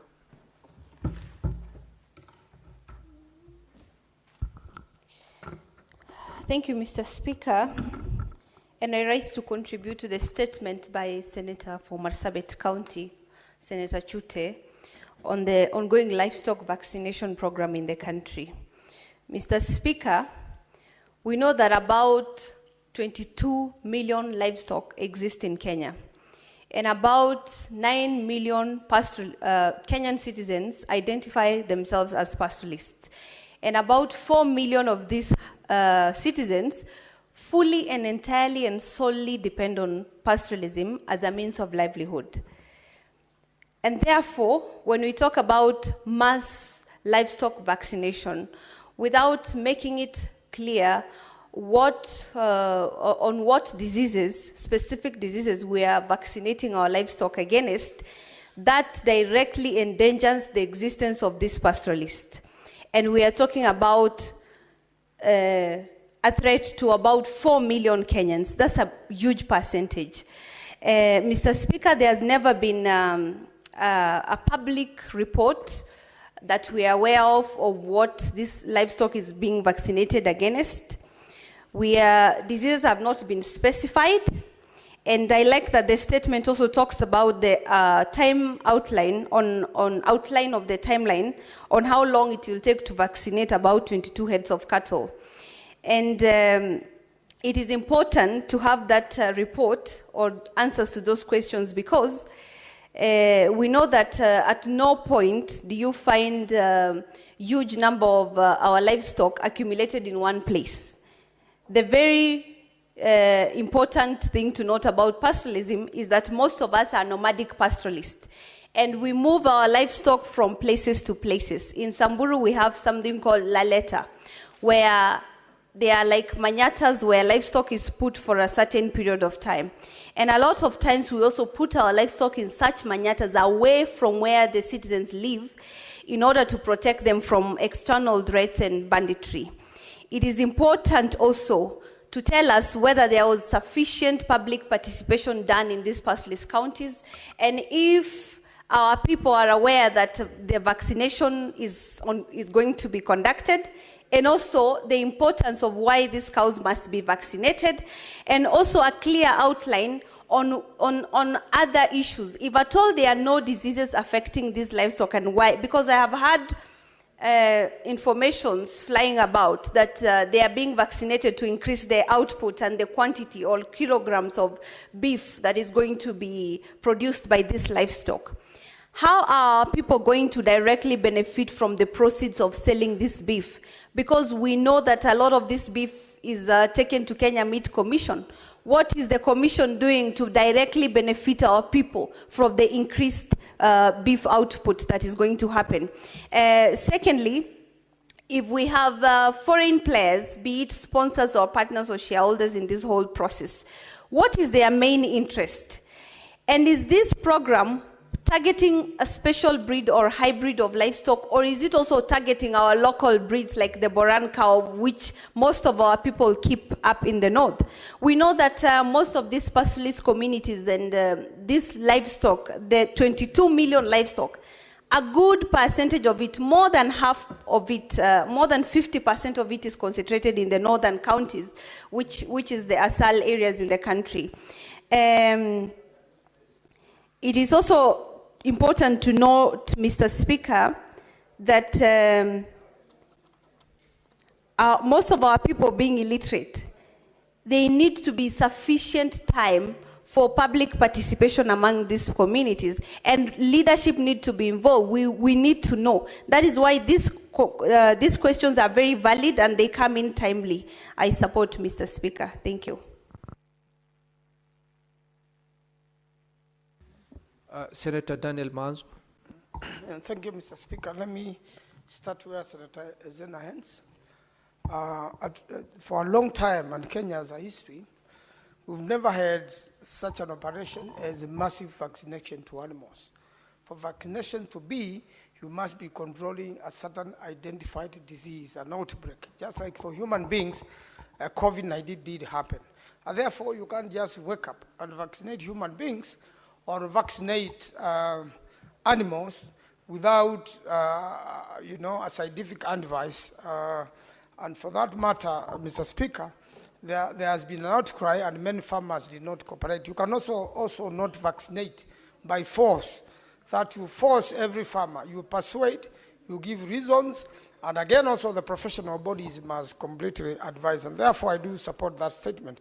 And on the matter of SHA, the request by Senator Kavindo, Senator from Machakos, Mr. Speaker, this SHA and SHIF issues, and previously we had NHIF, has brought a lot of issues, and all that complaints cannot be for no reason. Mr. Speaker, there are issues as to private individuals running public money. There are issues of tendering processes, of which there is a law which controls that in this country. There is an issue of a consortium awarded and the cost of the award. And also, when you compare what happens to NHIF, we want to say that the thieves of NHIF are known. The criminals in NHIF are known. What has the government done to prosecute and recover monies stolen through NHIF? The reason the government has not done nothing is because the people who did that were friendly to the government, and some of them are also now in SHA and SHIF. And therefore, it is a problem if the current government is totally unable to sort out. Kenyans can sort it out in the elections, because at the time Kenyans make decisions as to how they want to be governed. There are issues of signatories to the account and the contract agreement explaining why there is transfer of funds to an escrow account on a daily or weekly basis. You know, money is raised from the public and it is sent away outside the country. And again also, in the contract agreement, Kenya shillings 7 billion set aside for training. Who are you supporting? Who are you training? How did you make that assessment that you need 7 billion to train? What are you training for? Because the staff who used to operate NHIF are the same staff employed. Have you employed new members of staff? And therefore, the whole matter is very controversial, and there's a need for the minister, or the cabinet secretary in charge of health, to come and highlight all these things to the public so that public can stop suffering. We as members are paid 33,000 every month to go and assist our constituents. We still have to go to our pockets to get people released from the hospitals. And therefore, the matter of SHA and SHIP should be sorted out the fastest time possible. And Mr. Speaker, although I do not have a PhD in matters relating to animal husbandry, it is important that Kenyans be explained properly, simple concepts, so that they can do a buy-in and there be public participation before we do massive vaccination to animals. I thank you, Mr. Speaker. Next order.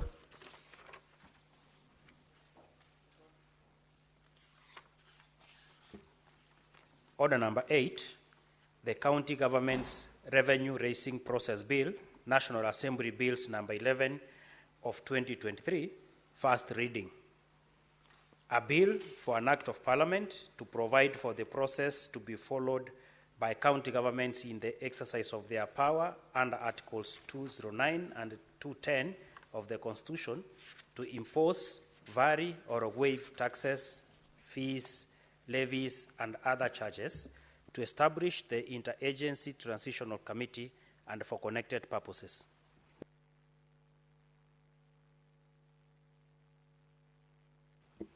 Order number 9, the Business Laws Amendment Bill, Senate Bills number 51 of 2024, first reading. A bill for an act of parliament to amend various laws and for connected purposes. Next order.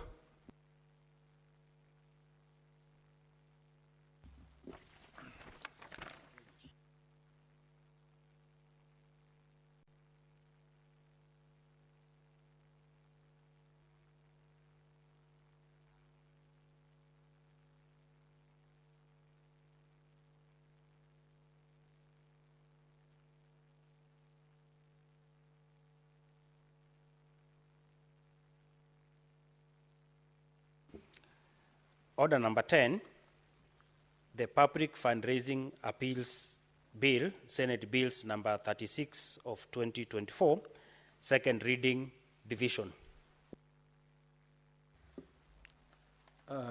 We are going to rearrange the order paper and defer order number 10, 11, 12, 13, 14, and 15.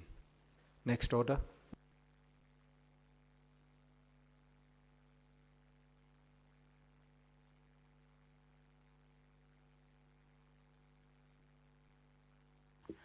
Order number 16, motion, consideration of the report of the Standing Committee on Finance and Budget on the 2025 Budget Policy Statement. resumption of debate.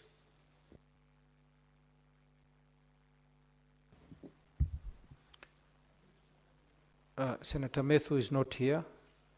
Senator Manzo, you want to contribute to the report on the Standing Committee on Finance?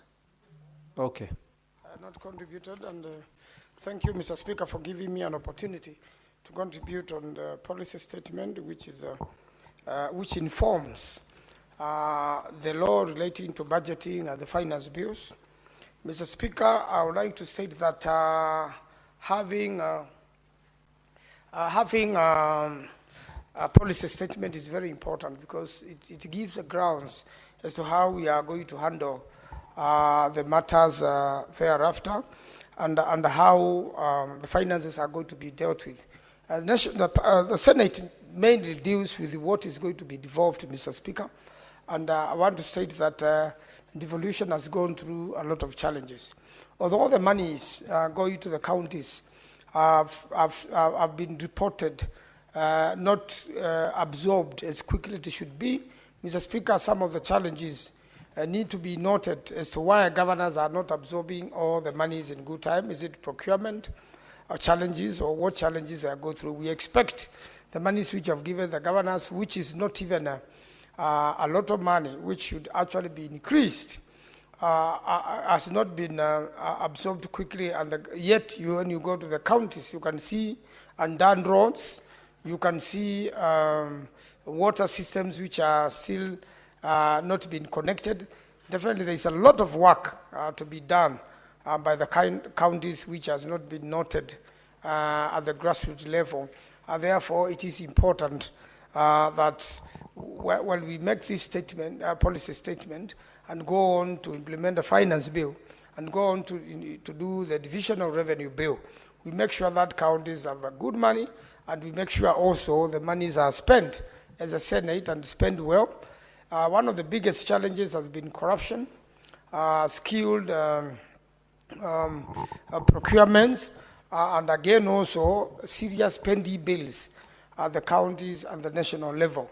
When you hold money from businessmen and women at the national level and the county level, then the economy stops circulating, and therefore it is important to clear all the pending bills, the ones which have been verified, both the national government and the county government, so that money can be in circulation and these businessmen can be motivated to do more work for the people of Kenya. I thank you, Mr. Speaker. I support. Senator Danson Mungatana. Mr. Speaker, I want to thank you for giving me the opportunity to make my contribution on the report of the Senate Finance Committee on the budget policy statement. Mr. Speaker, many years ago, when we used to be in the National Assembly, we never had opportunity to interrogate the priorities of government. But the new Public Finance Management Act, which came after we left the other house, has made it clear under Section 35 that a budget policy statement must be brought before the actual estimates are brought. And when this budget policy statement comes, it outlines the priorities that the government or the administration that is in power is supposed to set up, and what we should roughly expect when the actual estimates come with the details of how monies are supposed to be raised and how monies are supposed to be spent. Mr. Speaker, I did not want to be long, but I wanted to mention two things that are not reflected in this budget policy statement. And Mr. Speaker, the budget policy statement estimates that there will be a growth of revenue by about 10%. so that, Mr. Speaker, ordinary revenue is supposed to raise by about 259 billion, which is about 10% of what was raised last year. The surprising thing, Mr. Speaker, is that there is no correspondent growth in the allocation that is supposed to go to county governments. So the question then begs, are county governments inferior to the national government? And the Constitution has given us a very clear answer that these are two levels of government, and none is superior to the other, but both have different functions with different mandates to execute those functions. Mr. Speaker, we have said many times here that the National Treasury seems to be working only for the national government. Because surely if ordinary revenue is rising by 10%, the logical thing is that county governments then should expect a 10% increment. That should be the projection. That should be the allocation. But that is not what is reflected in this budget policy statement. Mr. Speaker, that's why I have argued, and I think we need to really push this, that we should have two separate treasuries. When money is collected, it should be split automatically. The percentage that is going to counties must go there, and the percentage that is going to the national government must go there. But this budget policy statement is only serving the purpose of the national treasury. So, Mr. Speaker, I think we need to interrogate this and ask ourselves, is this budget policy statement actually also helping or recognizing that county governments also need an equivalent amount in terms of projected increment of ordinary revenue? So, Mr. Speaker, I suggest that this bit be looked at afresh. Our mandate as senators is to fight for these county governments, because we have come from a history where the first president of this republic, when he wanted to finish up with Majimbo governments, which were an equivalent of the counties that we have now, what he did was to first of all deal with the Senate, finish up with it by making it come together with the National Assembly. And when they absorbed this, there were no noises going, fighting for resources for the Majimbo governments. Then, Mr. Speaker, the Majimbo governments died a natural death. If that hadn't happened, Mr. Speaker, if that had not occurred those more than 50 years ago, then, Mr. Speaker, we would not be talking of only one trunk road in the entire Tana River County. We would not be talking of segregation in terms of development for the ASAL regions, because we would have had our own Majimbo, senators would have been fighting for our own resources, and maybe would be having as good schools as they are in other regions, as a better road network as they are in other regions, title deeds being as available in those our areas as they are in other regions. Because, Mr. Speaker, the segregation and the discrimination that these regions have suffered is because of that decision at that time. So, Mr. Speaker, we want to be very clear that this budget policy statement seems to be favoring only the national government. So if there's 10% increment, the correct thing to do is to also state it very clearly that there will be, at least in the minimum, an expected 10% increment to the counties.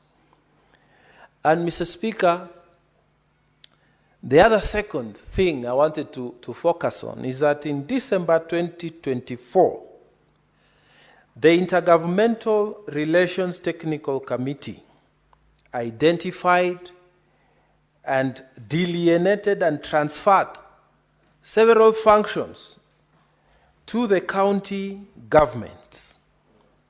However, the budget policy statement of 2025 that we are debating now does not give any framework for allocating and transferring resources to those functions that were allocated or transferred to county governments. So again, Mr. Speaker, you can see that this budget policy statement is not reflective of the interests of the counties. The thinking in the Treasury, Mr. Speaker, is still only serving the national government.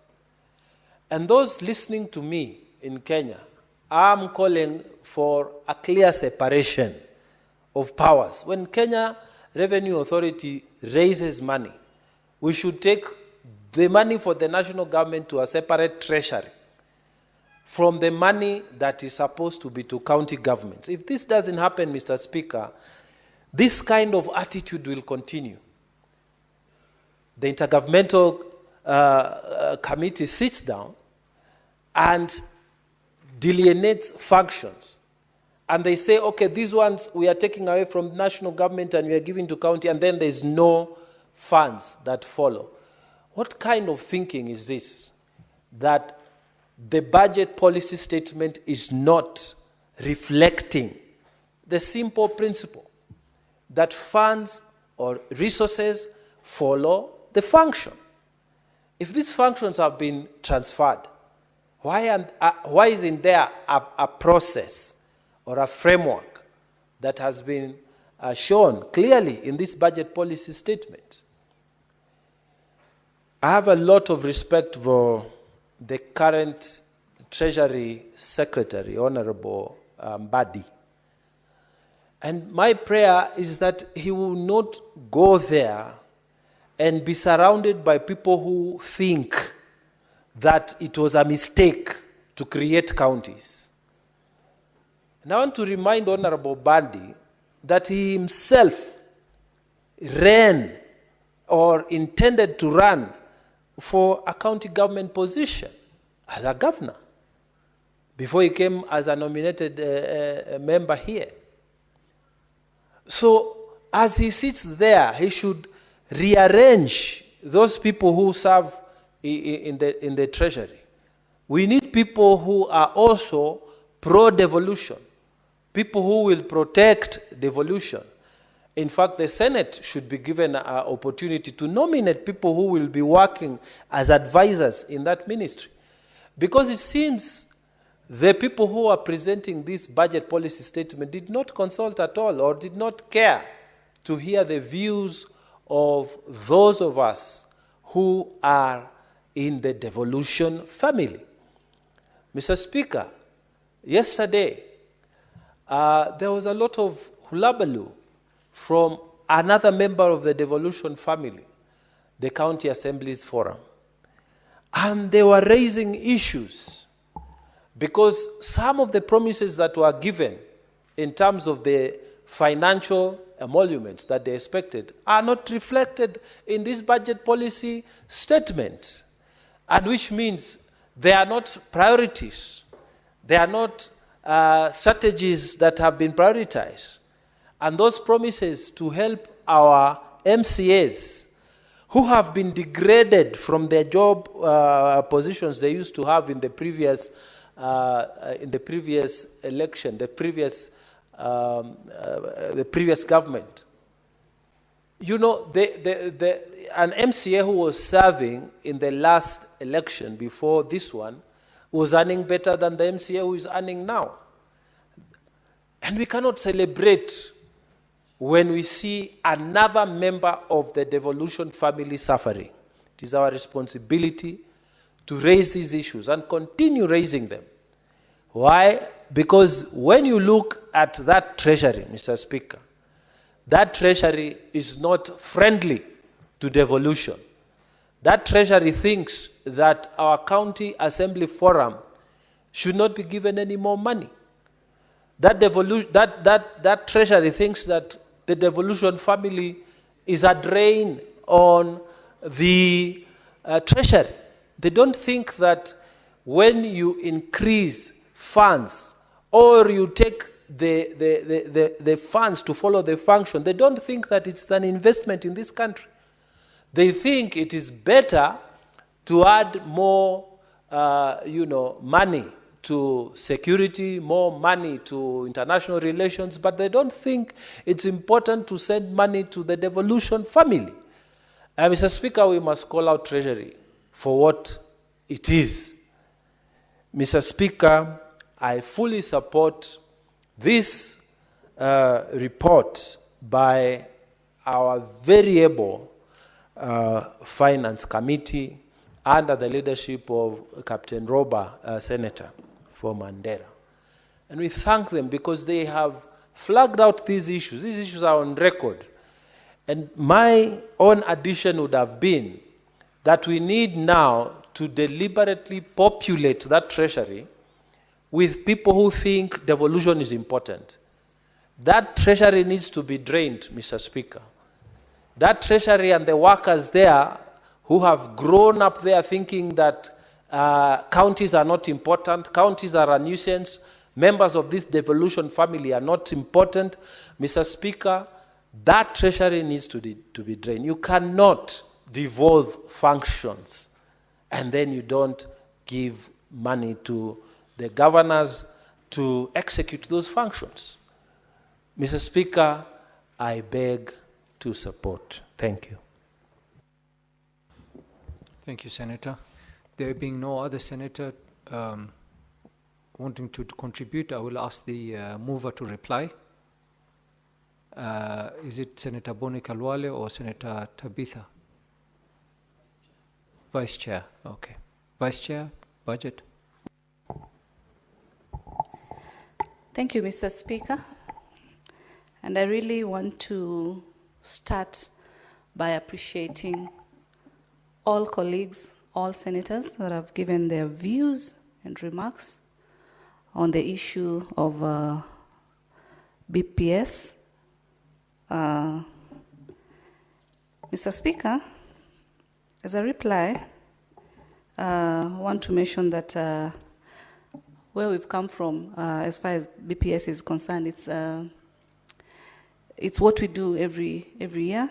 It has a timeline, an issue that as a committee we've also been able to raise on the timeline that is given by 15th of February, which of course has not been very appropriate, but I'm happy because this is an issue that is before the committee. We've been deliberating on it for amendments so that more time is given as far as matters budgets are concerned, Mr. Speaker. That was just a mention because I know it's an issue that most colleagues have raised because matters budget is, these are matters that each and every committee has to look at, and time has been a very key factor, Mr. Speaker. Mr. Speaker, PBS being a government policy document which sets out the broad strategies and priorities and also policies and goals which guides the national government and the county governments as far as preparation of budgets are concerned. And this is a very important process at all levels, both national and county government, and also as parliament. It's a mandate that we really undertake.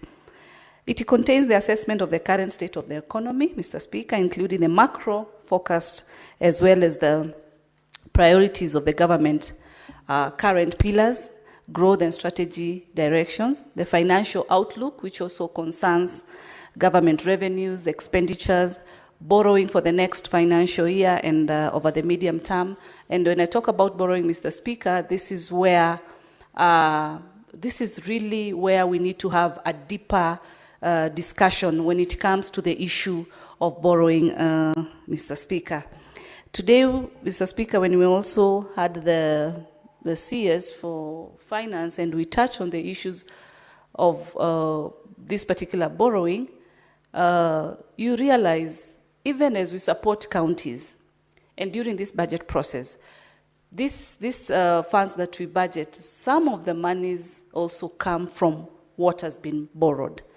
The loans that bring about the issue of both domestic borrowing and external borrowing, Mr. Speaker. So it's a matter that we need to be privy of, because then that borrowing plays a very big role as far as these budgets are concerned, Mr. Speaker.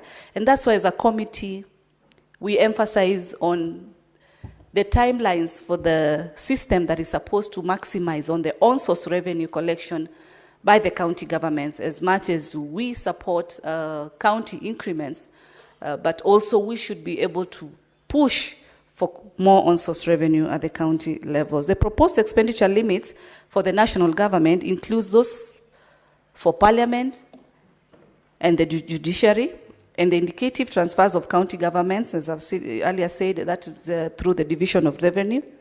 The fiscal responsibility principles and financial objectives over the medium term, which includes limits on the total debt, Mr. Speaker. As I continue, we could not have tabled this report, of course, Mr. Speaker, without engaging our stakeholders. And allow at this point I also mention our stakeholders and really thank them for their massive submissions and our intense discussions that we had.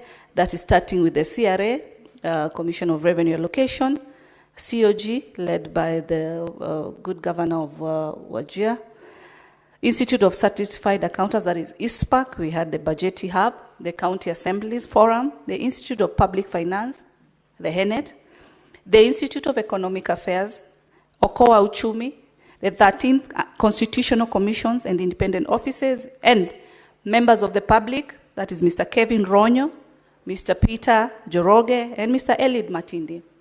And Mr. Speaker, these are stakeholders that we really walked a journey with in the different aspects of our committee and the different issues that we tackle.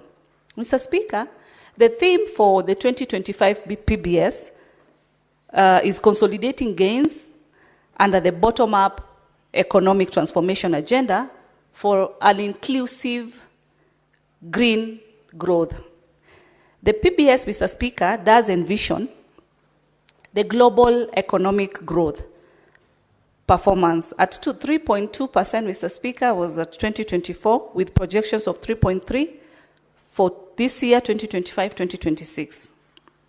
The economic growth is developing economies, which is projected to stabilize at 4.2% in both 2024 and 2025. The National Treasury, Mr. Speaker, estimates the economy to grow by 4.6% in 2024, down from 5.6% in 2023, with projections of 5.3%, both in 2025 and 2026. Mr. Speaker, for the first half of 2024-2025, revenue performance fell short of 1.4 billion by 107 billion as at December last year, with a collection of 1.3 billion. This was majorly occasioned by underperformance of the ordinary revenue to a tune of 93.3 billion.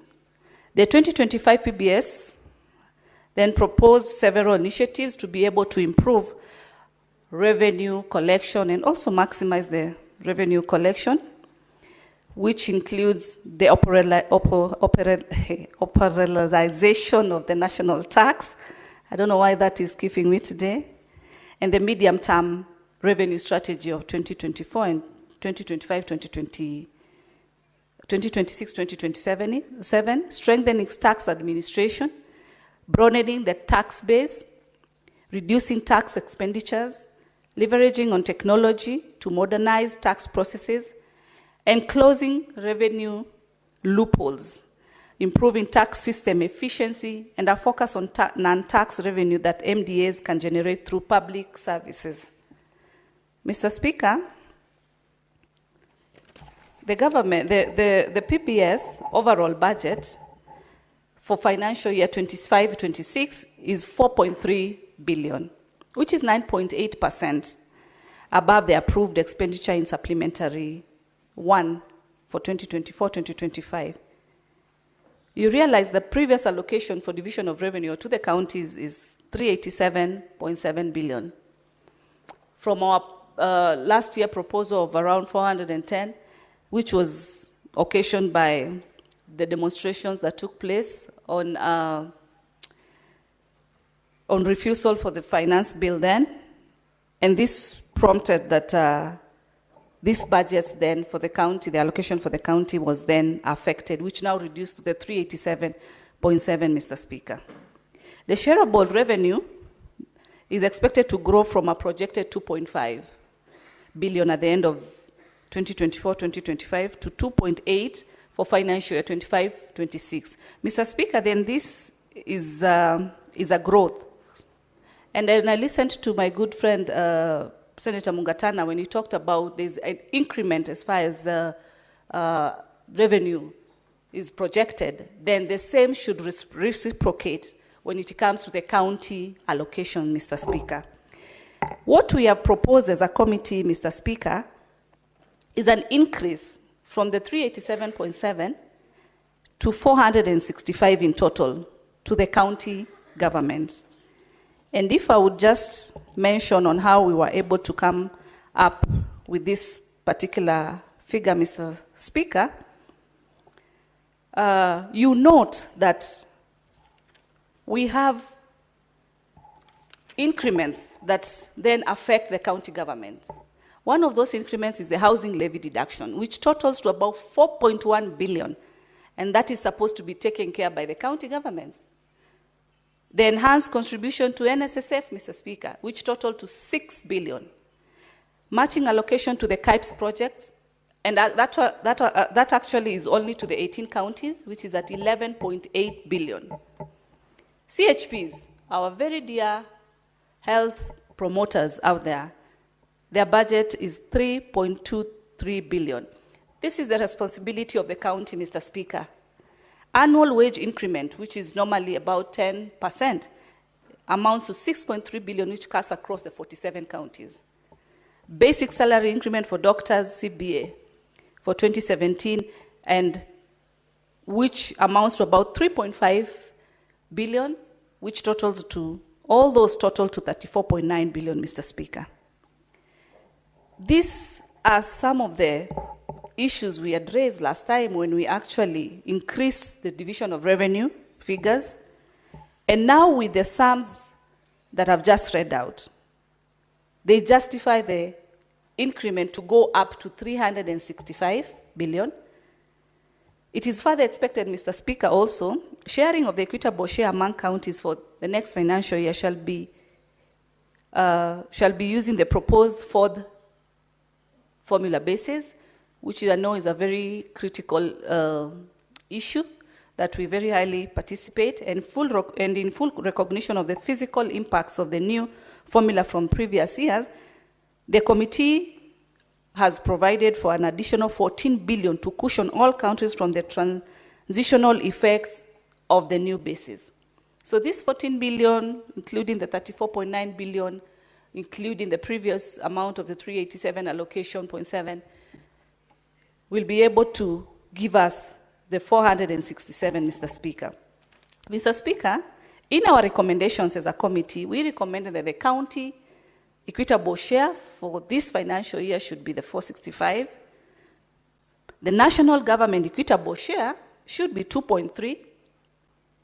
Equalization fund, Mr. Speaker, this is a fund that as a committee we've gone further and really asked that the Treasury allocates or disperse the remaining 10 billion. This money actually does not increase, Mr. Speaker. It's money that was allocated, some has been dispersed, and the other money, the other balance is actually just spending.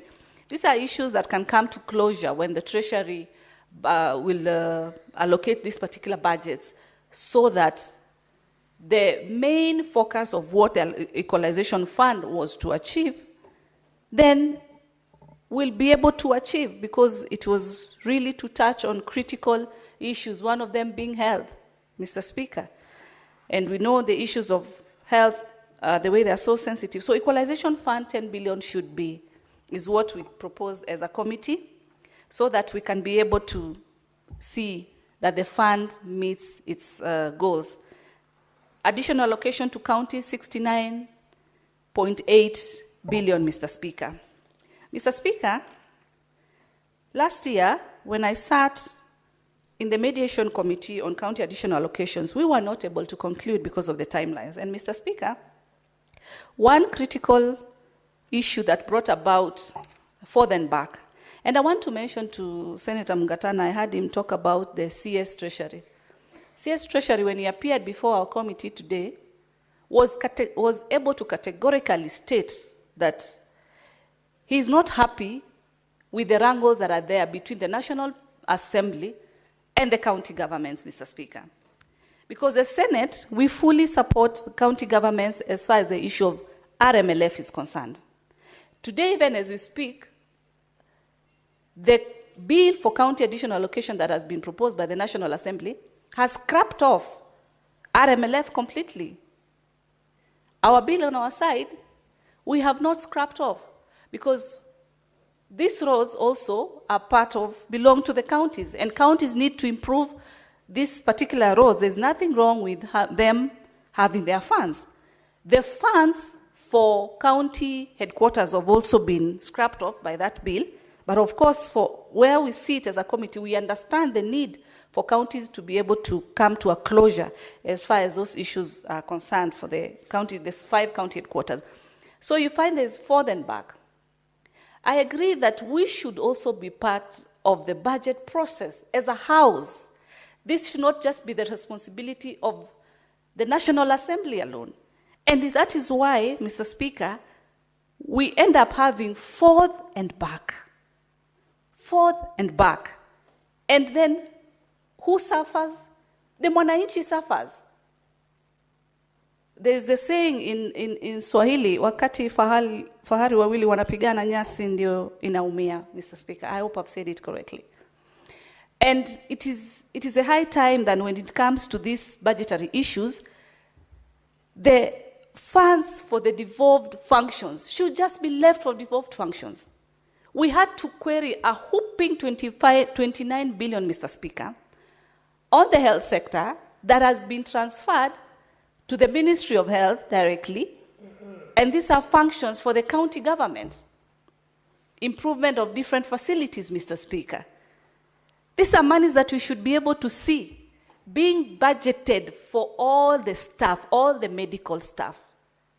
The legacy that should be left for the Ministry of Health when it comes to matters of health should not be the beautiful buildings which are well painted, well structured. It should be the personnel.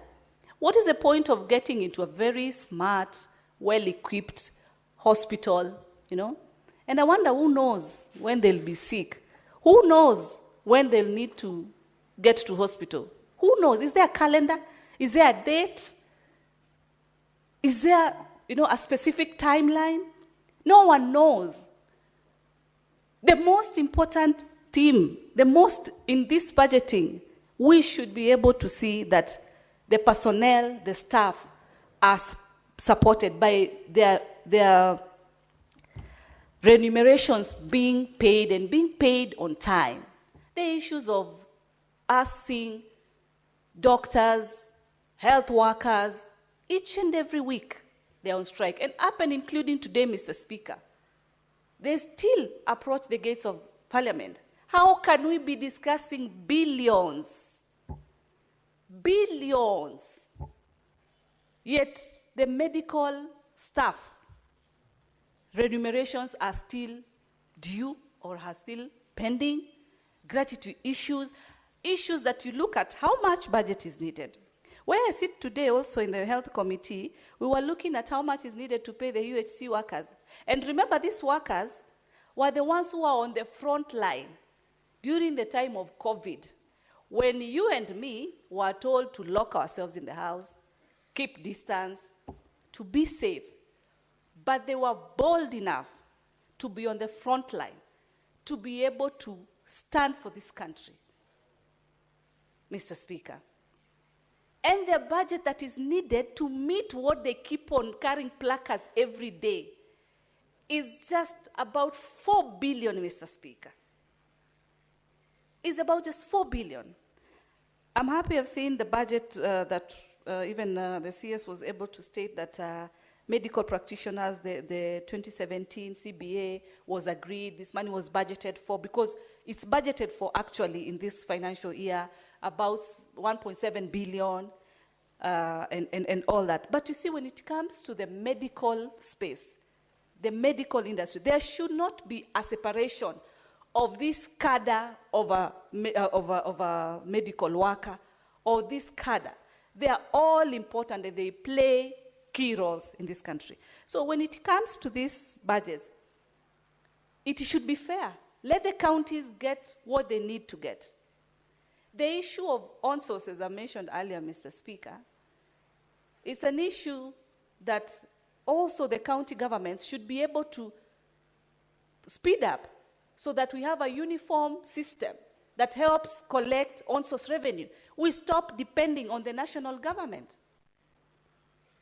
We are concerned. I know there was a time the president proposed a team to be able to look at the audit issues as far as debt is concerned. Politics led the day when that proposal came. But I'm sure, and as the minister mentioned today, that the Auditor General Office will be able to look into this so that Kenyans will be able to know what is the debt, to what level it is, and also how to reduce on this debt so as to improve on our own source revenue. And I want to encourage governors and county governments, as much as Senate fights for you for more allocation, additional allocation, work on reducing your pending bills. It is so painful as we push for more funding to the counties, but the pending bills are increasing each and every year. What are we doing to our Kenyans? The cry that is out there, Mr. Speaker, for Kenyans is the economy, is a situation that we are, that is currently in place because money is not moving. If these bills cannot be sorted, Mr. Speaker, then of course our people will continue, crying. We look at the domestic borrowing versus the external borrowing. We are at 65% and 35% borrowing from externals. What are we doing to the private sector? I also noticed, Mr. Speaker, that even the CBK rates for the bank are not being fully implemented by all the banks. Where do we leave the private sector, Mr. Speaker? We cannot all fit within the space of the government sector. The private sector plays a very key role. So these are some of the issues, Mr. Speaker. And all said, I really want to appreciate my committee members, led by my very good chair, Captain Ali Roba, Senior Boni Halwale, Doctor, Senator Faki, Senator Shakila, Senator SC, Mariam, and Senator Onyonka, because these are issues that we've deliberated very highly as a committee. And I want also to appreciate the Secretariat, led by Gitonga, Beverly, Lucy, and the team, Kioko, all the team that we work very closely to ensure that we are able to give a good report. And in those many and few remarks, I beg to reply and request that the putting of the question be deferred to a later day pursuant to Standing Order 66-3. Very well, it's deferred. Next order. Order number 11, motion, consideration of the report of the Standing Committee on Finance and Budget on the 2025 medium-term debt management strategy.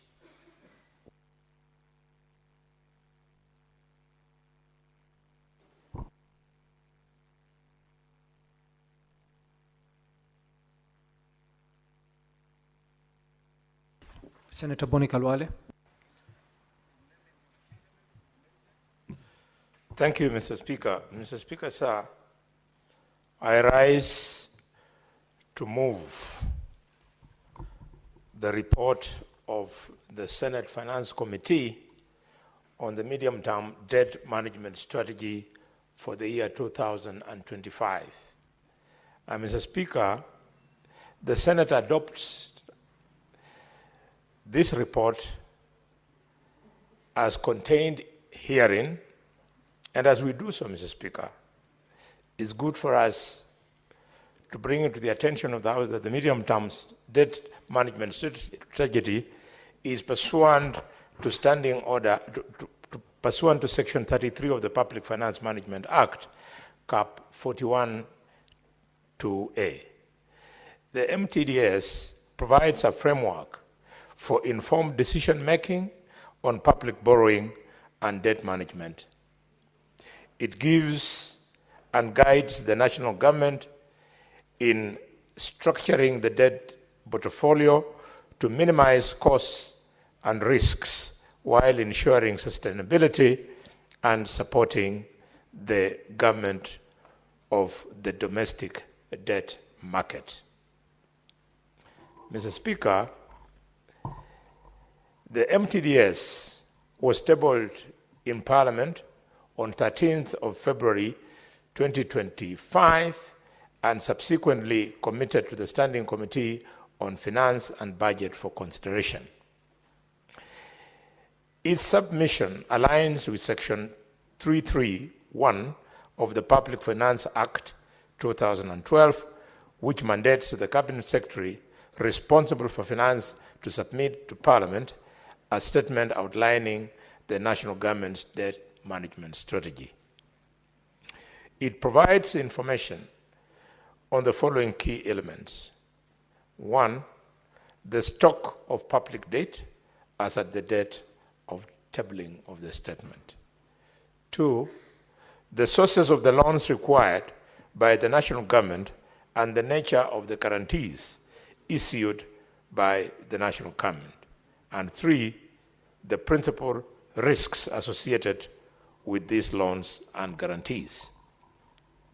Not to mention, Mr. Speaker, number 4, the assumption underpinning the debt management strategy and, of course, an analysis of the sustainability of both actual and potential debt, public debt. The resolution of the House on the report of the medium-term debt management strategy shall serve as a foundation for determining the appropriate limits on proposed domestic and external borrowing. Additionally, it shall inform the approval of the budget policy statement report. Mr. Speaker, the 2025 MTDS outlines the following strategy. A gross financing ratio of 25 to 75 for external and domestic borrowing respectively, and 2, a net financing strategy of 35 to 65 for external and domestic finance respectively. Mr. Speaker, this underscores the continued reliance on domestic market as the primary source of financing for fiscal deficits over the medium term. As at the end of January 2025, the total stock of public and publicly guaranteed debt stood at 11.02 trillion shillings, equivalent, Mr. Speaker, to 65.7% of the GDP, up from 10.58 trillion, which was equivalent to the same 65.7% of the GDP in June 2024. This figure is projected to rise further to 13 trillion by June 2027. Consequently,